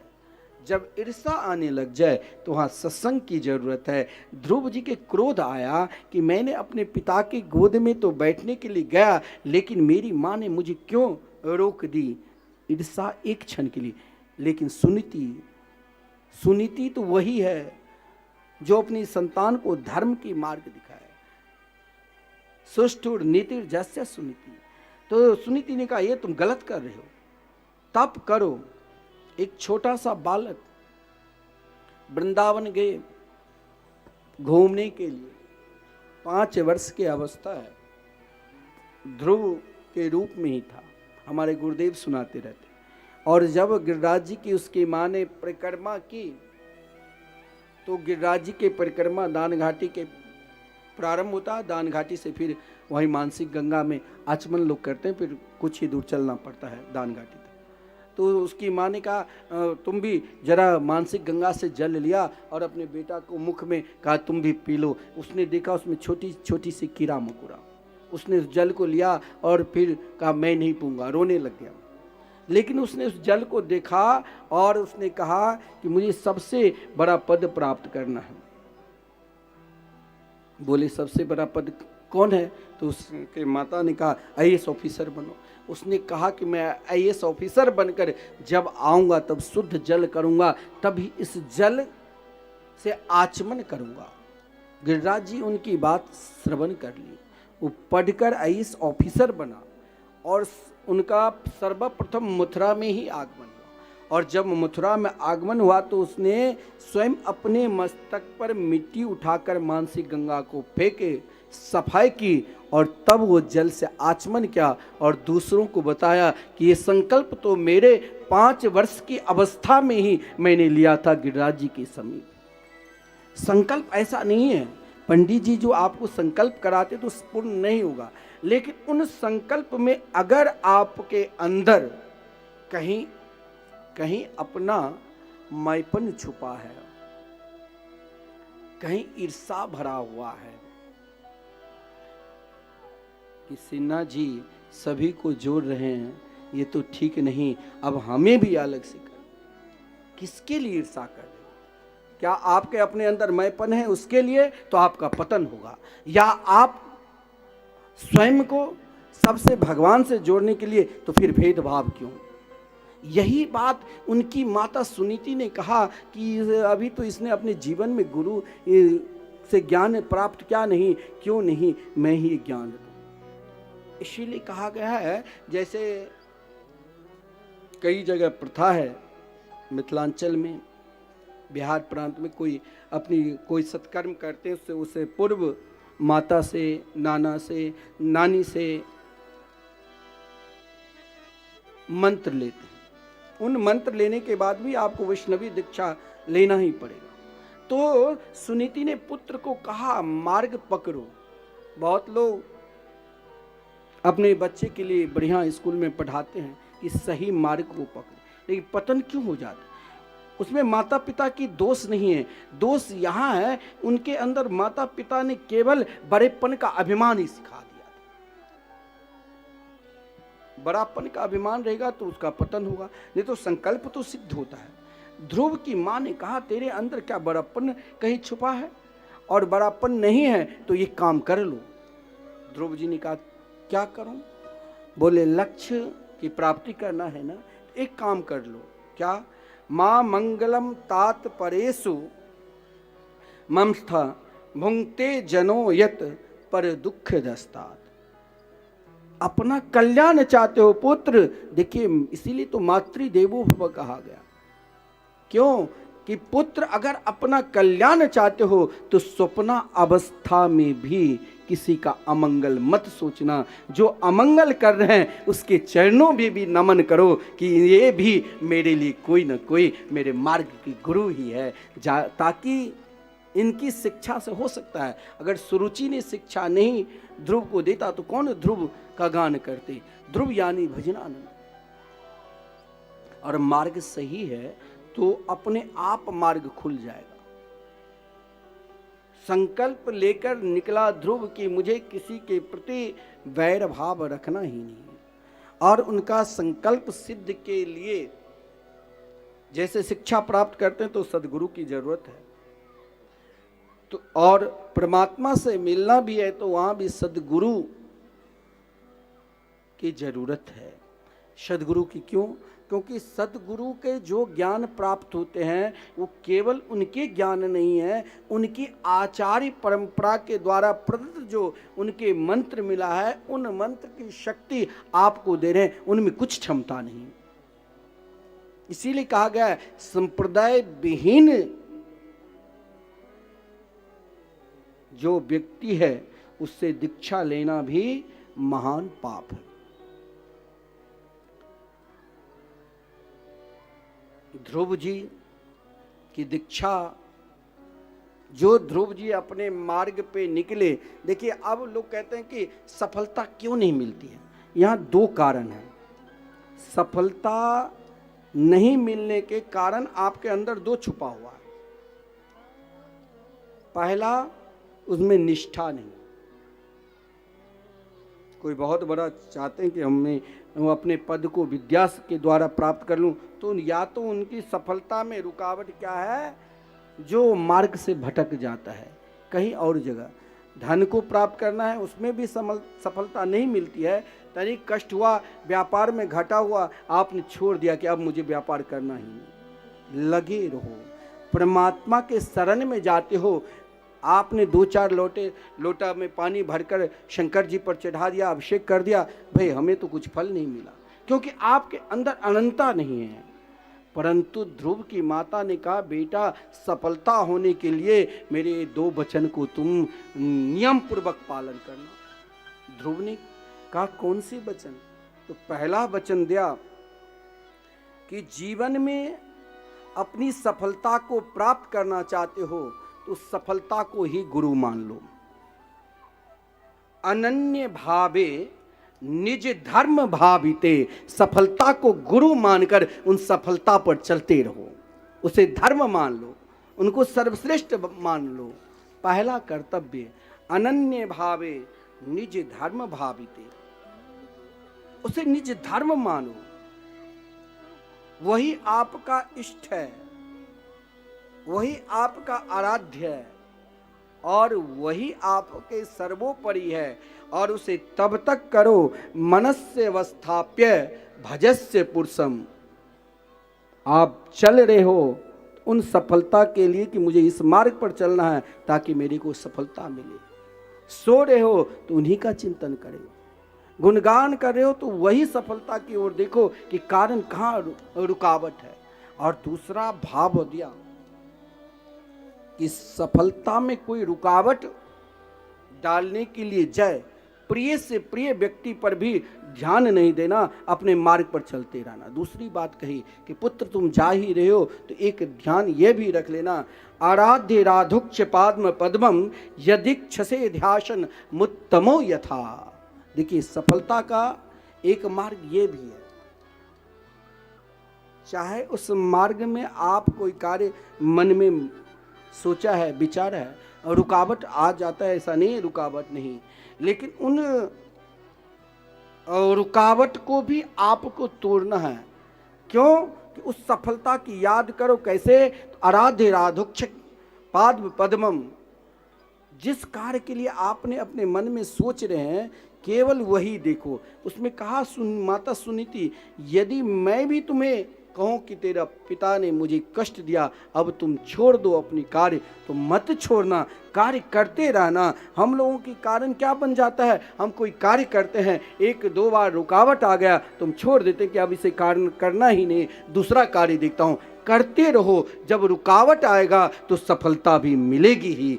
करते रहो, एक दिन वो कन्हैया मिलेंगे ही। उसे निज धर्म मानो, और जब निज धर्म मानोगे तो आपको फिर ज्ञान खोजने की जरूरत नहीं, ज्ञानी आपके पास अपने आप पहुंच जाएंगे। वो चाहे सदगुरु के रूप में पहुंचे, चाहे परमात्मा के रूप में पहुंचे, चाहे कोई मार्गदर्शक के रूप में पहुंचे, अभिभावक के रूप में पहुंचे, चाहे पिता के रूप में पहुंचे, चाहे माता के रूप में पहुंचे, और चाहे पुत्र के रूप में पहुंचे, चाहे पुत्री के रूप में पहुंचे, लेकिन वो आपके पास पहुंचेंगे। तो ध्रुव जी को इस समय जरूरत था सदगुरु। तो देवर्षि नारद जी जैसे ज्ञानी देवर्षि नारद जी से भक्त ने सोचा ये तो बालक अपने संकल्प से आगे बढ़ रहे हैं, मुझे तो थोड़ा सा सहयोग करना है। कोई परिश्रम कर रहे हैं, आप कहोगे कि हमने ही तो सब कुछ कराकर इसको इतने बड़े बनाया, यह भी आपकी मूर्खता है।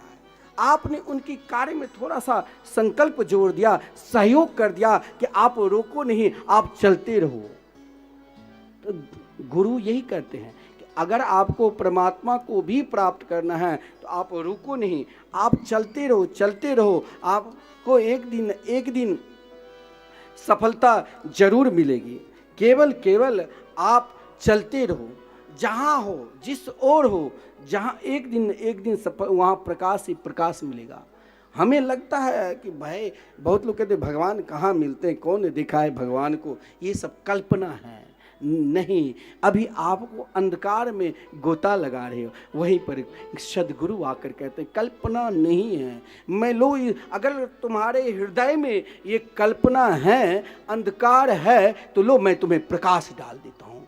गुरु सदगुरु भगवान नाम की प्रकाश डाल देते हैं। लो अपने अंधकार को मिटाओ और इस प्रकाश से आगे बढ़ो। एक दिन कृष्ण कन्हैया बंसी बजाते हुए उन मोर मुकुटधारी यशोदा के लाडले लाल तेरे ऊपर कृपा करेंगे।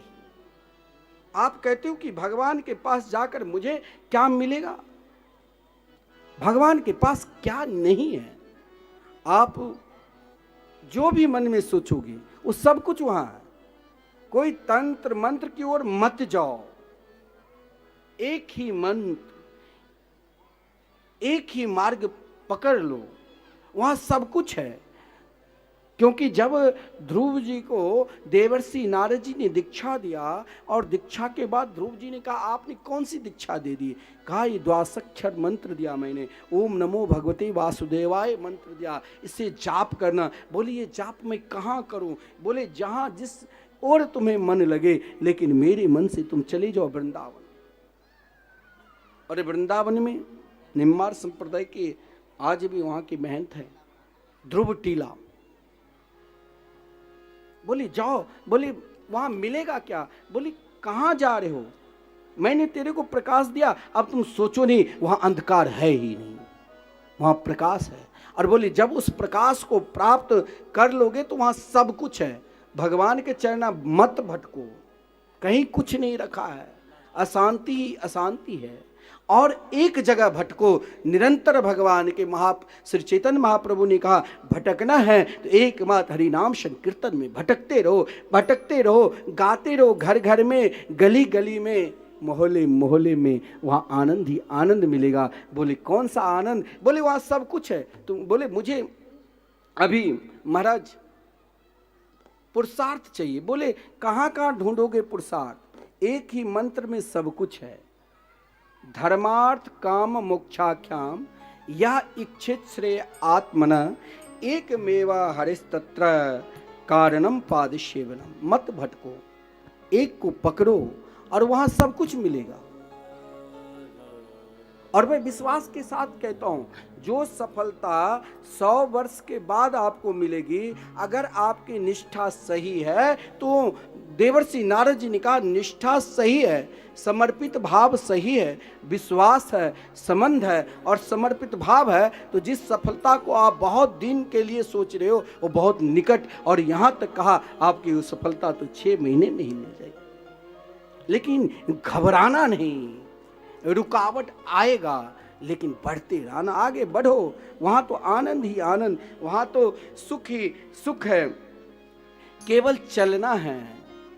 एक संत ने कहा अरे मन चलो, किस ओर चलना है? बोले वृंदावन की ओर चलना है, जहां मोर मुकुटधारी यशोदा के लाडले लाल नंद नंदन बंसी बजाकर हमें पुकार रहे हैं, आओ मेरे निकट, मेरे पास तो केवल हम हैं और तुम हो और कोई नहीं। केवल हमें चलना है, तब तक नहीं थकना है जब तक वो कृष्ण कन्हैया हमें मिल न जाए। चलो मन वृंदावन की ओर, चलो मन वृंदावन की ओर, चलो मन वृंदावन की ओर, चलो मन वृंदावन की ओर, वृंदावन की ओर, वृंदावन की ओर, चलो मन वृंदावन की ओर, चलो मन वृंदावन की ओर।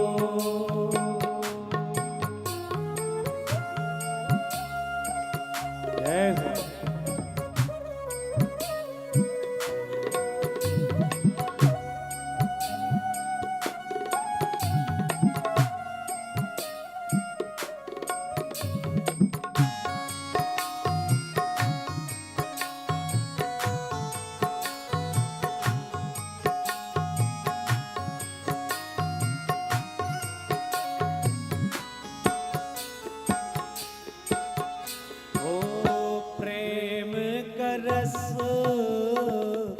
जहाँ छलके हैं प्रेम का रस, जहाँ छलके हैं प्रेम का रस, जहाँ छलके हैं प्रेम का रस, जहाँ छलके हैं कृष्ण नाम से भोर, कृष्ण नाम से भोर, चलो मन की ओर चलो मन वृंदावन की ओर।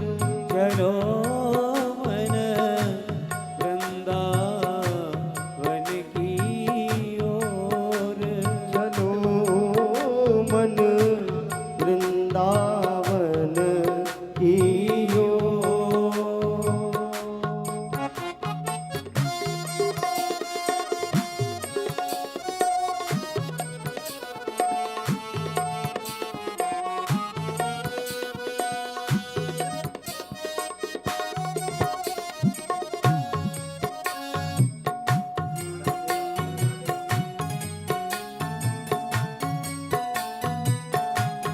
जय हो।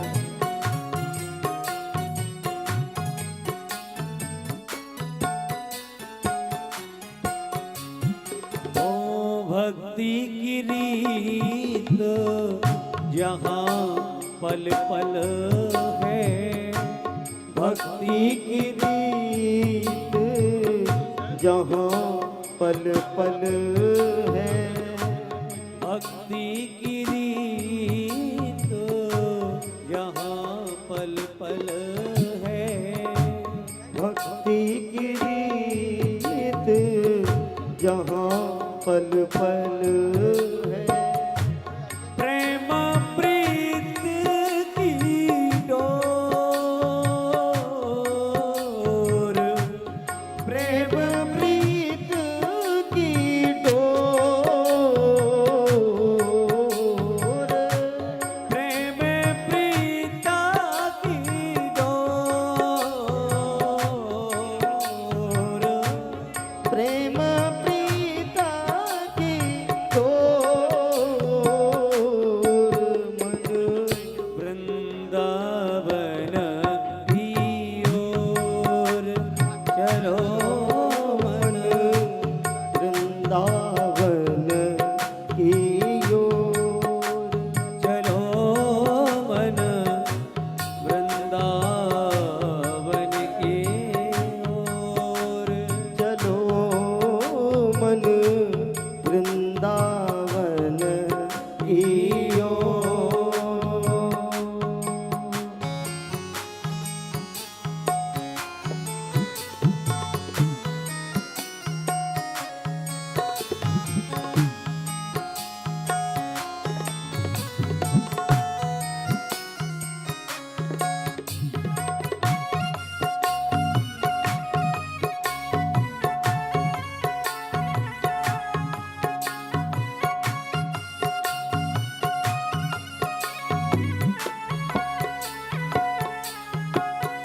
ओ वृंदावन वृंदावन वृंदावन कहो रे वृंदावन वृंदावन वृंदावन कहो रे। वृंदावन वृंदावन वृंदावन कहो रे वृंदावन वृंदावन वृंदावन कहो रे। वृंदावन की गलियों में राधे राधे कटोरे वृंदावन की गलियों में राधे राधे रटोरे। राधे कृष्णा कृष्णा कृष्णा राधे राधे राधे कृष्णा कृष्णा कृष्णा राधे राधे। राधे श्याम ताली सेवा करते हुए गाइए। जय हो। राधे राधे श्याम श्याम श्याम राधे। ओ राधे कृष्णा कृष्णा कृष्णा राधे राधे। राधे कृष्णा कृष्णा कृष्णा राधे राधे ओ राधे श्याम श्याम राधे राधे। राधे श्याम पीछे वाले भी इधर हाथ उठा के राधे राधे कृष्णा कृष्णा कृष्णा राधे राधे। राधे कृष्णा कृष्णा राधे राधे राधे श्याम श्याम राधे राधे। राधे श्याम श्याम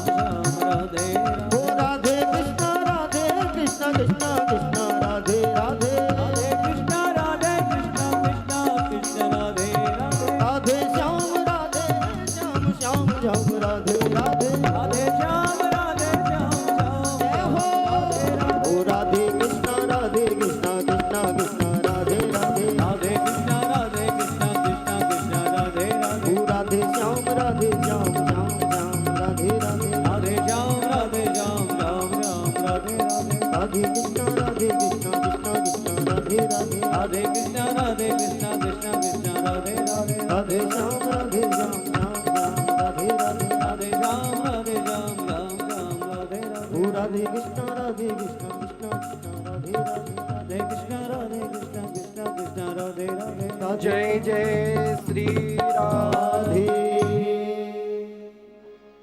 ध्रुव जी अपनी निष्ठा से और अपनी अनंतता से 6 माह में ही जिनके दर्शन देने के लिए नहीं बल्कि दर्शन करने के लिए स्वयं भगवान आकर ध्रुव जी की इच्छा की पूर्ण की और केवल ध्रुव 36,000 वर्ष तक पृथ्वी पे ही नहीं शासन किए बल्कि आज भी ध्रुव आपके जीवन में यदि भगवान से संबंध है, एक बार आपने अपने जीवन में कृष्ण नाम से संबंध जोड़ लिया तो कभी टूटेगा ही नहीं। वो सदा किसी भी युग में कहीं भी रहो, कृष्ण कन्हैया आपके साथ रहेंगे। भागवत में तो एक से एक चरित्र ऐसा है। यहाँ तो महाराज 7 दिन में समय का ध्यान, प्रसंग का ध्यान, लेकिन कल अगर सप्ताह कथा है तो कल श्री कृष्ण जन्मोत्सव भी होगा। पहले वामन भगवान के चरित्र, श्री कृष्ण श्री मर्यादा पुरुषोत्तम भगवान श्री राम की चरित्र और श्री कृष्ण जन्मोत्सव प्रसंग है। पाठ आप नित्य संपूर्ण पाठ होता है, लेकिन एक ही प्रसंग श्रवण कर अगर जीवन भगवान के मंगल में नाम में समर्पित हो जाए और भगवान की मंगल में नवदा भक्ति में समर्पित हो जाए तो मान लेना कि मैंने आज तक जो भी सत्संग किया और तप किया उसका फल मुझे मिल चुका है। भागवत में तो ध्रुव चरित्र है, बेन चरित्र है, पृथु चरित्र भी है, भरत जी का भी चरित्र है, नरकों का भी वर्णन है और अजामिल उपाख्यान भी है। लेकिन भागवत में प्रहलाद जी के जो विलक्षण भाव है, वो भाव आप कहोगे कि प्रहलाद जी का ही है, वो भाव हम सब के अंदर भी वही भाव रहना चाहिए।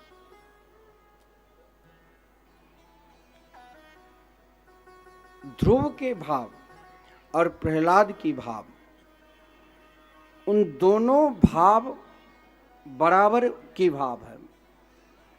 ध्रुव अपने जीवन में एक को पकड़ा, किससे? तो श्री कृष्ण कन्हैया। और प्रहलाद ने अपने जीवन में एक को पकड़ा और तब तक पकड़ा और तब तक सत्य को पहचान कराया। सत्य को पहचान भगवान ने सोचा कि देवता को भी सत्य का पहचान हो चुके, मानव का भी सत्य के पहचान हो गए, और दानव यदि सत्य का पहचान ले तो दानव रह ही नहीं सकता। तो भगवान स्वयं सोचा कि श्री कृष्ण अवतार में तो मुझे माखन भी चोरी करना है, गोपियों के वस्त्र के भी चोरी करना है और गो भी चराना है और रास भी करना है, लेकिन मेरे कृष्ण रूप को कैसे पहचाना जाए? और रूप को पहचान तो कोई भक्ति करा सकते हैं। तो श्री कृष्ण ने विचार किया कि ऐसा कोई रूप ले लूं जिसमें पूर्ण रूप से, चाहे कोई असुर प्रवृत्ति की क्यों न है, असुर विचार की क्यों न है, लेकिन उसने जीवन में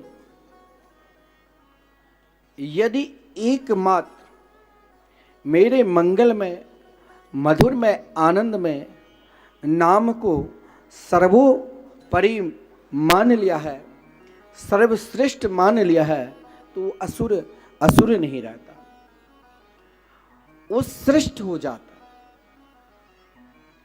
भागवत में अजामिलोपाख्यान में एक बड़ा सुंदर महाराज वर्णन है कि अजामिल पुत्र के माध्यम से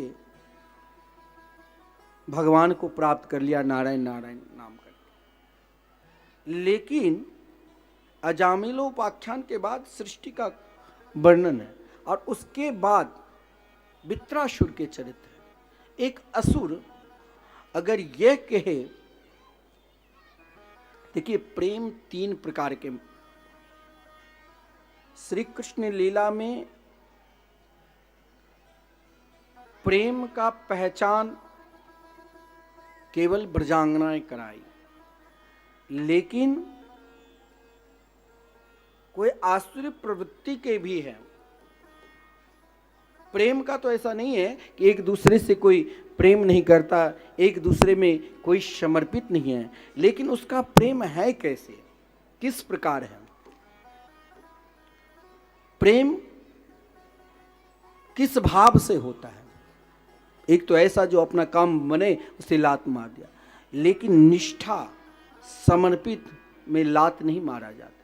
वो अगर असुर भी पहचान लिया तो भगवान उनका भी कल्याण करते हैं।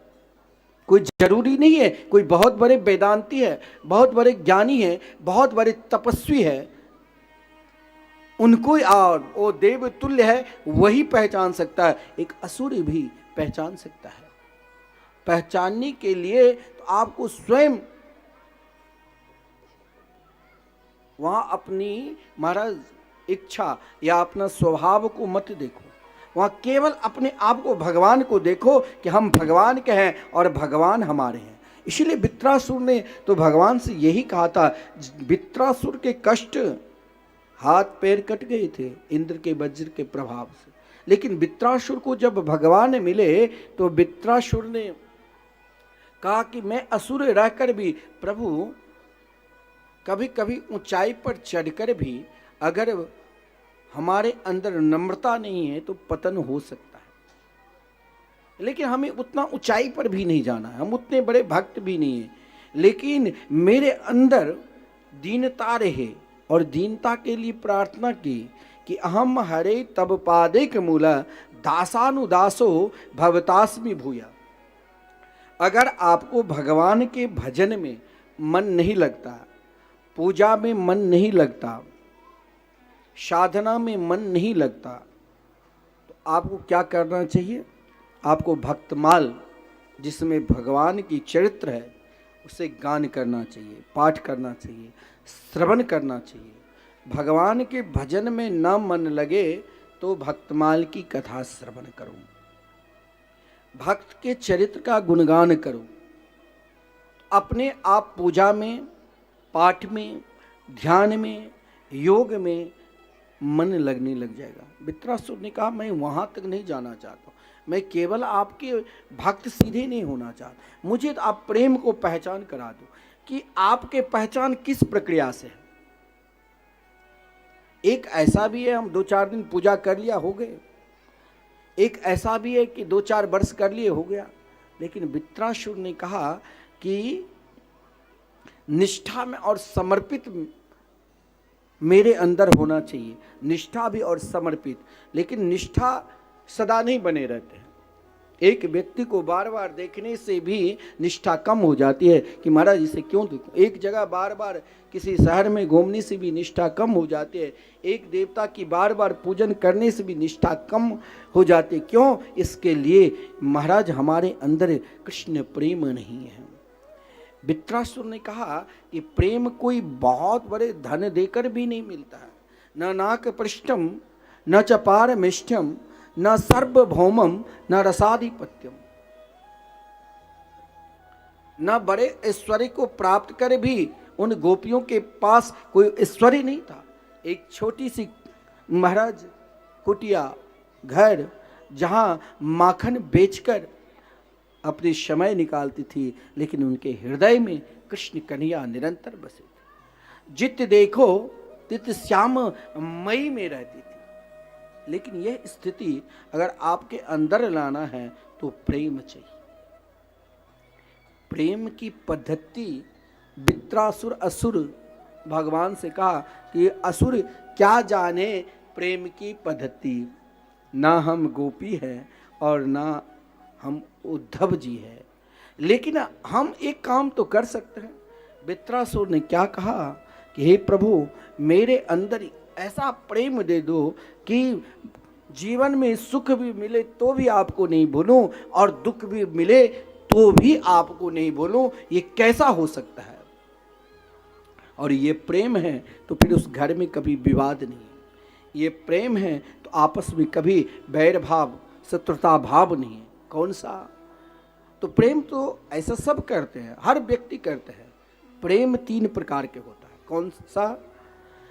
अजात पक्षा इब मातर खगा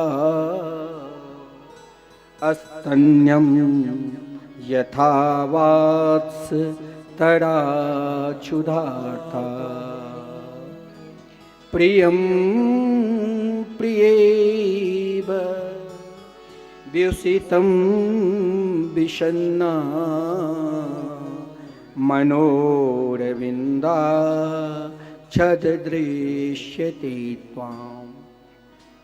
एक पक्षी भी जब घोंसला में छोटी सी उनकी चिड़ियाँ महाराज प्रतीक्षा करती रहती है, तो वो पक्षी कहीं भी चारा लेने के लिए, भोजन लेने के लिए जाए, लेकिन शाम को चाहे दूर भी चले जाए, अपनी नन्ही से छोटे से बच्चे के लिए चारा लाएंगे ही। लेकिन उसका प्रेम एक तरफ, कोई आजकल बहुत प्रेम का पाठ चलता है और बहुत प्रेम करते हैं, चाहे भगवान से चाहे इंसान से, लेकिन वो प्रेम नहीं रहता है। कारण क्यों? क्योंकि वहाँ कहीं न कहीं महाराज कुछ न कुछ वासना छुपा, इच्छा छुपा है। जैसे उस पक्षी की इच्छा है, जो ही बड़ी हो जाती है उसे छोड़कर त्याग देती। प्रेम ऐसा नहीं है, गौ और बछड़े में भी बहुत है। नन्ही सी बछड़ा अगर गौ ने जन्म दिया तो गौ एक क्षण के लिए अपने बछड़े बिना नहीं रहेंगे और बछड़ा भी गौ के बिना नहीं, लेकिन वही बछड़ा बड़ा हो जाता तो कम हो जाता। लेकिन परमात्मा में निष्ठा 2-4 दिन हमने किया, बहुत धूमधाम से खूब उत्सव मनाए, नाचे झूमे, फिर हम भूल जाते। कुछ और भी है, हमारी निष्ठा सत्संग से बढ़ा तो हम फिर भी महाराज लगन सब कुछ, चाहे दूर में भी सत्संग हो, हम जाकर श्रवण करते, फिर भी वो नहीं बंधन रहता। लेकिन प्रेम तो सर्वश्रेष्ठ हो। कौन सा है? तो प्रियम प्रियेव व्युसितं विषन्ना। वृत्रासुर ने कहा जैसे एक स्त्री, उनके पति काफ़ी दिन से दूर है, बहुत दिन के बाद घर लौटा लेकिन समय पर नहीं आया, उनकी जो व्याकुलता है, ऐसे व्याकुलता मुझे आपके चरणार बिंद में लगे। हे श्याम सुंदर, मुझे कुछ नहीं चाहिए, मुझे तो उन स्त्री की तरह व्याकुलता चाहिए आपके चरणार बिंद। लेकिन वो अपने लिए मांगा। प्रहलाद, भगवान ने कहा ये वृत्रासुर ने ठीक नहीं किया, प्रेम तो बांट कर देना चाहिए। तो भगवान ने सोचा अब मुझे स्वयं आना पड़ेगा। असुर लोक में भगवान कैसे आवे? तो भगवान प्रेम बांटने के लिए प्रहलाद बने। प्रहलाद चरित्र बड़ा विलक्षण है। प्रहलाद जी की माता कयाधु परम श्री कृष्ण भक्ता और पिता भाई हिरण्याक्ष जब मारा गया था भगवान वाराह के द्वारा, तो उसने संकल्प किया था कि मैं विष्णु से भी विजय श्री प्राप्त करूं, और कठोर तप किया मंदराचल पर्वत और मंदरगिरी पर्वत पर, जहां ब्रह्मा जी से अनेक प्रकार के वरदान प्राप्त कर चुके। लेकिन प्रहलाद ने क्या किया? जिसकी माता सत्संगी हो उनकी संतान जरूर एक दिन, अगर देखिए वृत्ति प्रहलाद ने, यहाँ प्रहलाद चरित्र में एक बड़ा विलक्षण है। प्रहलाद जी किस वृत्ति में आए? आसुरी वृत्ति में। प्रहलाद जी जब भगवान नरसिंह भगवान की स्तुति करेंगे तो यही कहेंगे, मेरे भोजन आसुरी वृत्ति, मेरे रहन सहन तमोगुण वृत्ति, मेरे संग तमोगुण वृत्ति, फिर भी आपने मेरे ऊपर कृपा, तो प्रहलाद के रूप में जो सबको आह्लाद मिले, सबको आनंद मिले और सबको प्रेम मिले, तो प्रहलाद के रूप में भगवान आए। एक तरफ आसुर वृत्ति, एक की सत्ता जो मैं स्वयं भगवान हूं। हिरण्यकश्यपु अपने आप को भगवान मानते थे, और इतना ही नहीं, स्वयं भगवान नारायण भी हिरण्यकश्यपु के भय से उनके हृदय में छुप गए। लेकिन भयभीत कौन नहीं होता है? भय किसके अंदर नहीं है? जो भगवान के हो चुके हैं वो कभी भयभीत हो ही नहीं सकता है। उनके निकट तो हर हमेशा कृष्ण करनी है। डर किसे होता है? जो भगवान के नहीं हो चुके। कौन डरता था? हिरण्यकश्यपु को डरने की जरूरत था ही नहीं। जिसने ब्रह्मा जी से संपूर्ण वरदान प्राप्त कर चुके हैं, उसे फिर डरने की क्या जरूरत था? लेकिन किससे डरता था? प्रहलाद से। कि महाराज प्रहलाद को महाराज चाहते थे कि अपनी समान परम तेजस्वी, परम आश्चर्य वृत्ति के सम्राट बनाओ, परंतु प्रहलाद ने कहा मुझे तो इन नन्हे नन्हे छोटे छोटे असुर बालकों को भी भगवान के चरणार बिंद में समर्पित करवाना है। अब ध्यान देना, जिसके डर से संपूर्ण देवता डरता था, जिसके डर से सूर्य और चंद्र भी डरता था, जिसके डर से महाराज समुद्र भी डरता था, जो रत्न चाहिए सब उपस्थित हो जाता, लेकिन एक कभी नहीं डरा। कौन? तो प्रहलाद। कभी डरो नहीं। अगर बाकी में आप कृष्ण कन्हैया लाल के हो तो डरना नहीं, क्योंकि मेरे तो गिरधर गोपाल दूसरों ना कोई। यह भाव रखो। ये बार बार मैं जो कहता हूं ये भाव है। इस भाव को रखो। जब हम भगवान के हो चुके हैं तो कोई भी युग आ जाए, हम ही तो सतयुग में थे, हम ही तो त्रेता में थे, हम ही तो द्वापर में थे, और हम ही तो कलयुग में हैं। प्रहलाद जी डरा नहीं। और केवल प्रहलाद अकेला संपूर्ण असुर वृत्ति में रहने वाले उन असुरों को हर हमेशा भयभीत कर के रखा था। क्यों? प्रहलाद जी के पास तो कोई नहीं अस्त्र है, न शस्त्र है, नन्हे से छोटे से बालक है, मात्र 5 वर्ष की अवस्था है, और हिरण्यकश्यपु इतने बड़े प्रभावशाली बलशाली, जिनके संग जिनके सलाहकार शुक्राचार्य जी के पुत्र संड और अमर। लेकिन प्रहलाद कभी डरा नहीं। और जब महाराज हिरण्यकश्यपु ने प्रहलाद को स्वयं गुरुकुल में भेजकर संपूर्ण विद्या के ज्ञान करा दिया, तो हिरण्यकश्यपु को लगा कि अब भूल सकता है। 5 वर्ष से ज़्यादा हो चुके हैं, 10 वर्ष में आ चुके हैं, क्योंकि 5वीं क्लास में प्रथम श्रेणी में आया था।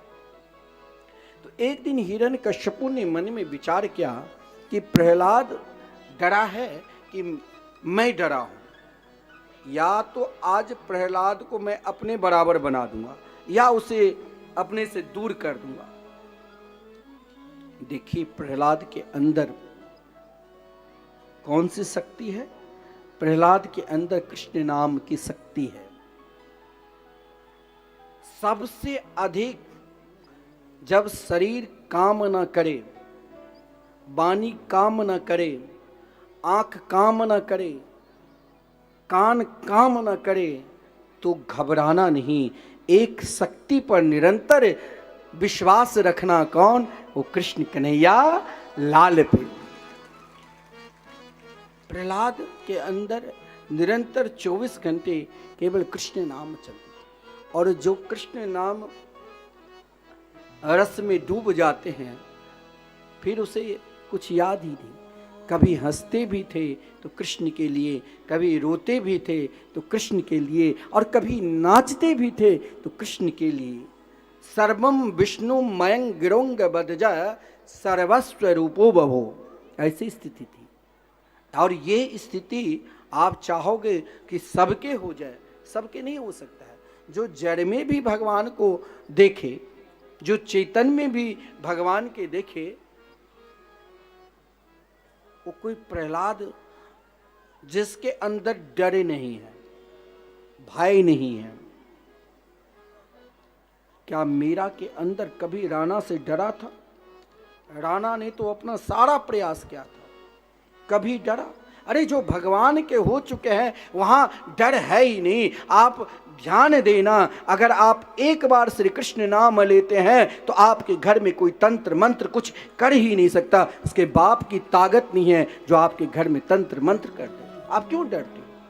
या तो आपके अंदर भगवान पर विश्वास नहीं है, या अपने आप पर विश्वास नहीं है। डराता है, प्रहलाद को भी डराया। हिरण्यकश्यपु ने ऐसा कोई भी डर नहीं है जो प्रहलाद को नहीं करवाया। प्रहलाद नहीं डरे, चाहे काल कोठी में भी रखा तो मुस्कुराकर सहन की, और चाहे हाथी के पैर के नीचे से कुछ कुचलवाने की कोशिश की तब भी प्रहलाद मुस्कुराते हुए सहन की, और चाहे महाराज विष देने का प्रयास किया तब भी प्रहलाद जी ने उन विष को पान किया, और चाहे होलिका जलाने की कोशिश की, स्वयं जल गई तब भी प्रहलाद जी भयभीत नहीं हुए। और प्रहलाद के अंदर भय क्या होता है वो था ही नहीं। क्यों? क्योंकि उनकी अपने इष्ट पे, अपने कृष्ण कन्हैया पर विश्वास थे। जिस दिन आपके अंदर ये विश्वास हो जाएगा उस दिन आपके अंदर भी भय नहीं रहेगा। मेरे अंदर अभी विश्वास नहीं है, कहीं ना कहीं विश्वास की कमी है। लेकिन प्रहलाद ताल ठोकते हुए जब हिरण्यकश्यपु ने पूछा कि आज मैं तेरे जीवन का कुछ अनुभव लेना चाहता हूं, तुम जरा अपने जीवन का कुछ अनुभव दो ना, तो प्रहलाद ने सोचा कि मेरे पिता निरंतर आसुरी वृत्ति से ही वचन बोला, कार्य किया, लेकिन ये मेरे जीवन का अनुभव मांग रहे हैं। गुरुकुल में भी धर्म अर्थ काम तक की शिक्षा संड और अमर्क दिया, लेकिन पिताश्री अगर पूछ रहे हैं तो पहले इनकी प्रसन्नता कर दो। बोले आप ही ब्रह्मा विष्णु में सब कुछ तो आप ही हैं, फिर हमें क्यों पूछ रहे हैं कि अपना जीवन के अनुभव बताओ। बोले कि मैं हूं तो तुम क्यों नहीं मानते हो, कारण क्या है? और यदि वो कारण मेरे अंदर छुपा है तो ये जरा तुम बताओ ना।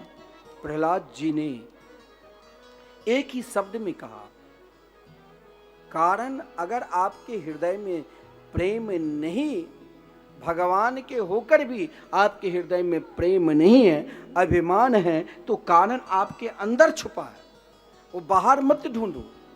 वो दोष हम लोगों की स्वभाव है, हम तुरंत अपना कमी दूसरे के ऊपर डाल देते हैं। इसी के कारण मेरे घर में ये हो रहा है, इसी के कारण हम बेचैन हैं, इसी के कारण ये हो रहा है। लेकिन ये नहीं, प्रहलाद जी ने कहा तुम अपना कारण अगर मुझे पूछ रहे हो कि तुम हर हमेशा मुस्कुराते हो, मैंने तुम्हें तो बहुत कष्ट दिया, ऐसा कोई भी संसार के कष्ट नहीं है जो मैंने तुमको नहीं दिया, तब भी ये मुस्कुराहट तुम कहाँ से ला रहे हो?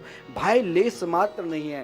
प्रहलाद जी हंसते हुए कहा कि तुम भी भाई को दूर कर लो, डर को दूर कर लो, तुम तो अमर हो, लेकिन मेरी दृष्टि से तुम अमर हो ही नहीं।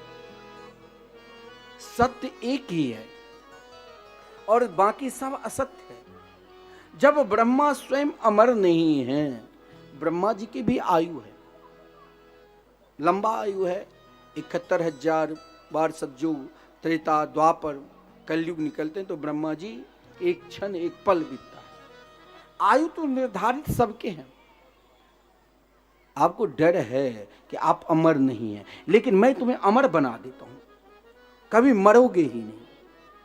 आप तो हिरण्यकश्यपु ने कहा कि ब्रह्मा जी क्या मेरे से झूठ बोला? बोले बिल्कुल झूठ बोला, तुम अमर नहीं हो, लेकिन मेरे अंदर वो ताकत है।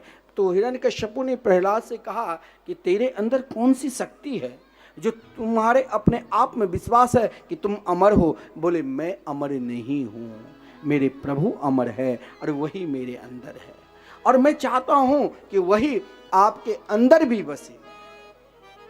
तो हिरण्यकश्यपु ने कहा कि मुझे क्या करना पड़ेगा? बोले कुछ नहीं। हित्वात्म पातम गृहे मंद कूपम वनम गतो यद धरी माश्रेत। ये जो देह का अभिमान है, देहाभिमान, यह अभिमान हमें वहां तक ले जा रहा है जैसे पहले, अब तो पानी की व्यवस्था हो चुकी है। राजस्थान मरवाड़ तरफ जाओ तो बड़े बड़े कुआं ऊंट के द्वारा पानी निकाला जाता था, और दिन में भी देखो तो अंधकार ही अंधकार। बोले आपकी गति वैसे है, अभिमानी की गति, अहंकारिक की गति जो भगवान के नाम रूप लीला धाम से दूर है, वो तो स्वयं अपने आप को गिर रहे हैं। केवल आप ही नहीं गिर रहे हो, इन समस्त आज असुर समाज को गिरा रहे हो।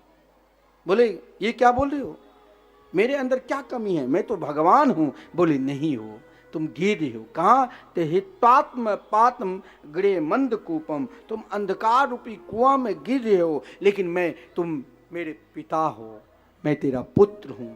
एक पिता अपने पुत्र को लालन पालन करके बड़े इसीलिए बनाते हैं ताकि वृद्धावस्था के ये भी मेरे लिए सहारे रहें। मैं भी तुम्हें सहारा देना चाहता हूँ, जरूरी ना पड़े किसी के सहारे, मैं स्वयं को सहारा अगर सहारा लेना चाहते हो, जिस सहारे से तुम कृष्ण को प्राप्त कर लोगे वही सहारा मैं तुम्हें देना चाहता हूँ। तुम ये सहारा ले तो लो।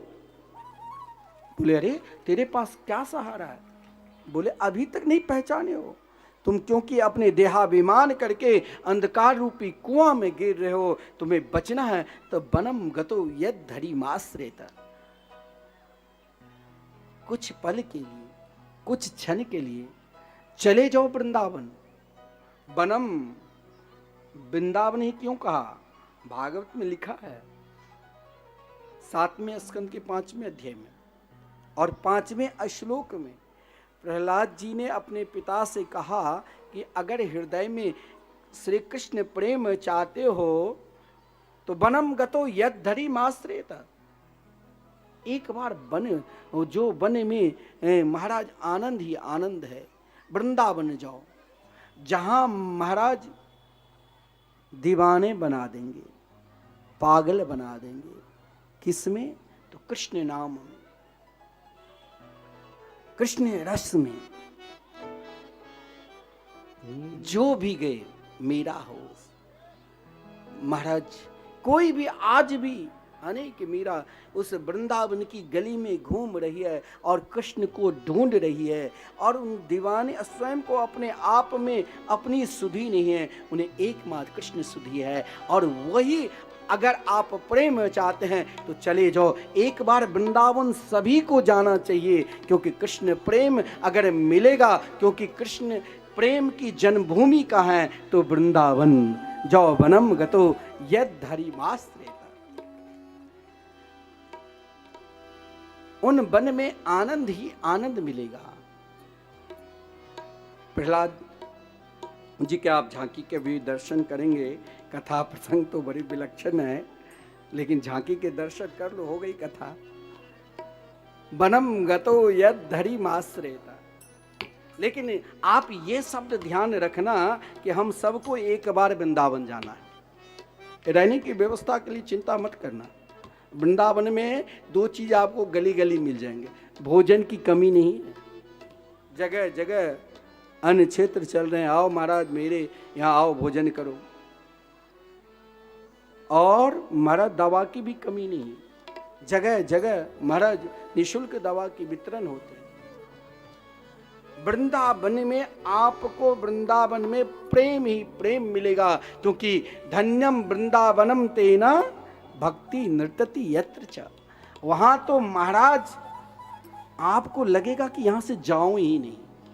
आज भी वृंदावन में, अन्य तीर्थ में आप उब जाओगे, थक जाओगे, लेकिन वृंदावन में आप 2-4 दिन भी रह लिया ना, तो आप सही में मीरा ही बनकर रहोगे। प्रहलाद जी ने कहा तुम भी अगर उस प्रेम को प्राप्त करोगे तो वनम गतो यद धरी माश्रेत। जाओ वन, और वन में जाकर मेरे कृष्ण कन्हैया के मंगलमय नाम रूप लीला धाम की स्मरण करो।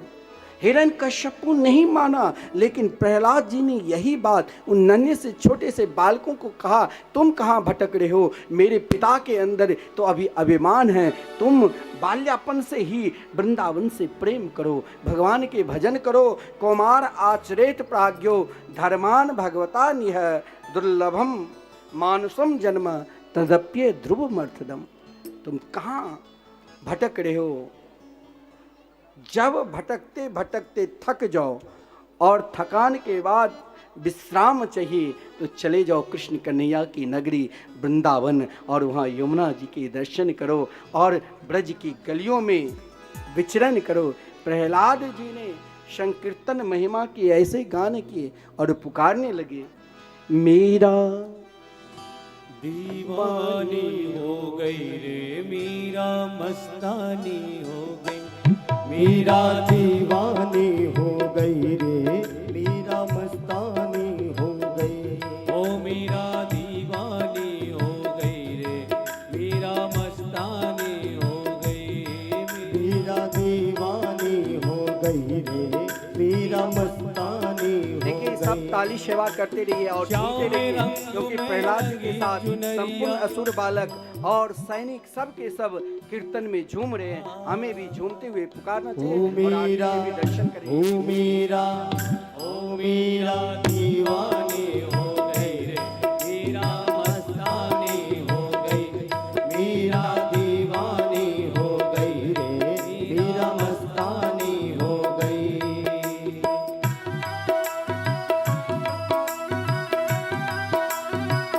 जय हो।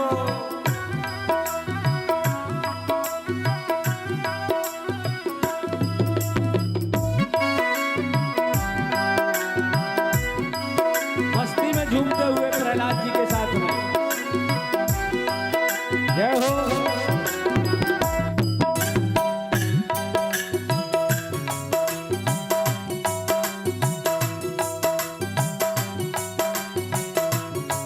सब ताली सेवा पुकारते रहिए।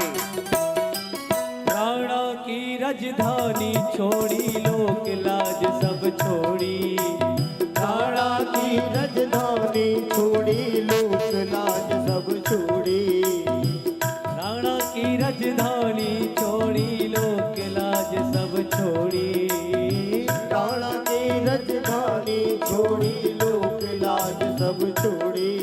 हरे रंग के श्याम रंग में चूनर मीरा जी ने ओढ़ी, रंग के श्याम रंग में चूनर मीरा जी ने ओढ़ी।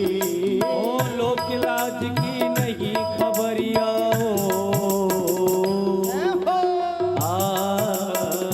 ओ मीरा रे मीरा रे मीरा दीवानी हो गई, मीरा मस्तानी हो गई, ओ मीरा दीवानी हो गई रे, मीरा मस्तानी हो गई। दोनों हाथ ऊपर करके तालियों की सेवा करते हुए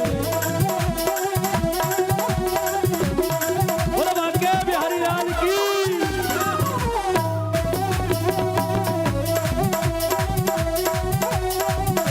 जय हो।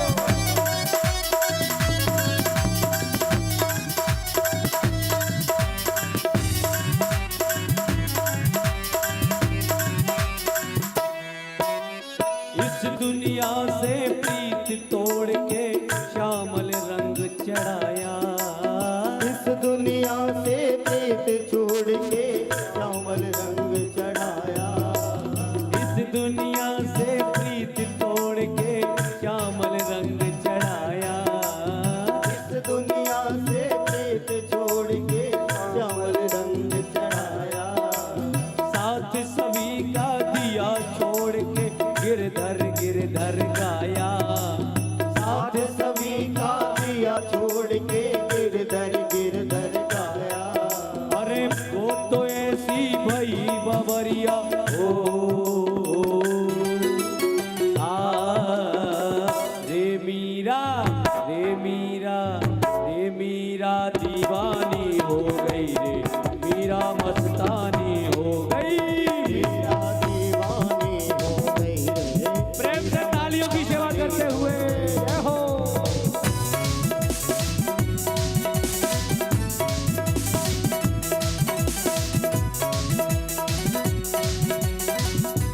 पानी में झूमते हुए।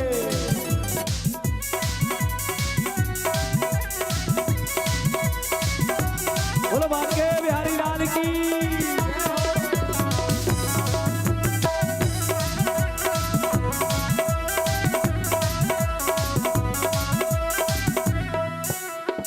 पैरों में वो घुंघरू बांध के नाचे झूमे गाए। पैरों में वो घुंघरू बांध के नाचे झूमे गाए। पैरों में वो घुंघरू बांध के नाचे झूमे गाए। पैरों में वो घुंघरू बांध के नाचे झूमे गाए। भई बिरहिनी श्याम बिरह की और न कोई भाए। भई बिरहनी श्याम बिरह की और न कोई भाई। ओ वृंदावन की गई डगरिया ओ आ रे मीरा, हाँ मीरा रे मीरा दीवानी हो गई। मीरा मस्तानी हो गई। मीरा दीवानी हो गई रे, मीरा मस्तानी हो गई। हे मीरा दीवानी हो गई रे, मीरा मस्तानी हो गई। मीरा दीवानी हो गई रे, मीरा मस्तानी हो गई। हर शाम रंग में रंगी चुनरिया हो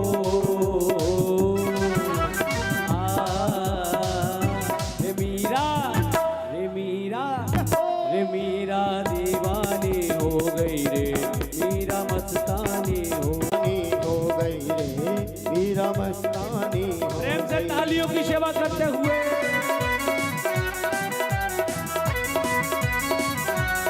सभी अपने हाथों को ऊपर करके जय हो। बोलो बांके बिहारी लाल की जय हो।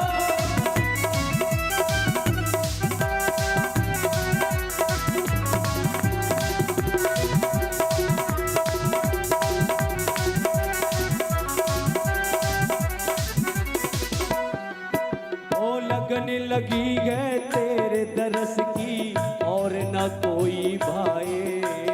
लगन लगी है तेरे दरस की और न कोई भावे।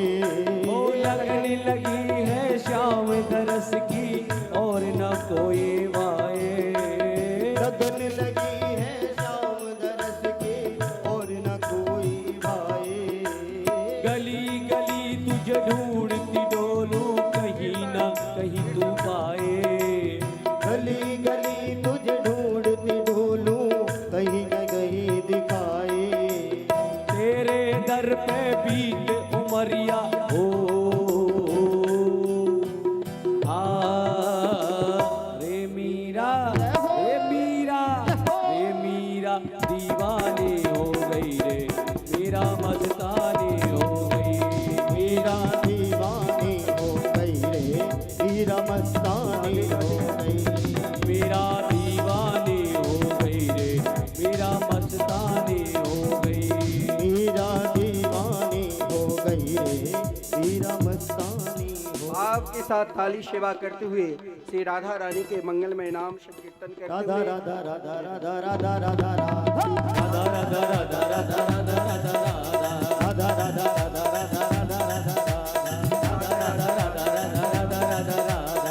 राधा राधा राधा राधा राधा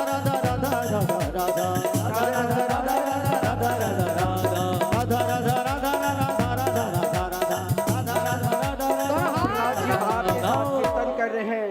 सब प्रहलाद जी के साथ नाच रहे झूम रहे हैं, लेकिन एक उदास वो हिरण्यकश्यपु सोचा पहले तो एक प्रहलाद था, अब लाखों प्रहलाद कहाँ से आ गए।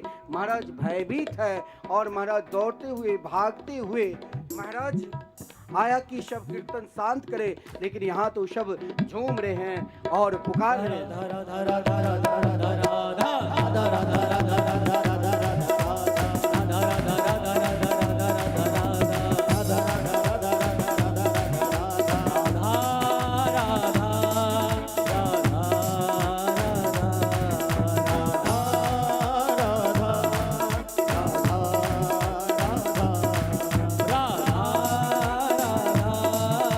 राधा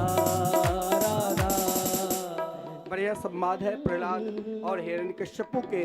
लेकिन प्रहलाद ने अपने पिता से कहा, मेरे प्रभु, जहाँ भी आप भगवान के पुकारोगे और जहाँ भी आपके मन जिस ओर लग जाए वहीं पर भगवान प्रकट हो जाते हैं। और ये विशेषता है एकमात्र मेरे कृष्ण कन्हैया के अंदर। बोले तो जड़ में है, चैतन्य में है, सर्वत्र है। तो भक्त के वचन के ही एकमात्र सत्य करने के लिए ही भगवान नरसिंह के अवतार धारण के।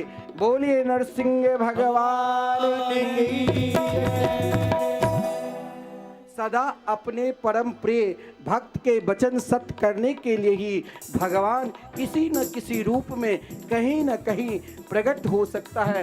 भगवान केवल अपने परम प्रिय भक्त के वचन सत्य करने के लिए नरसिंह भगवान के रूप में प्रकट हुए।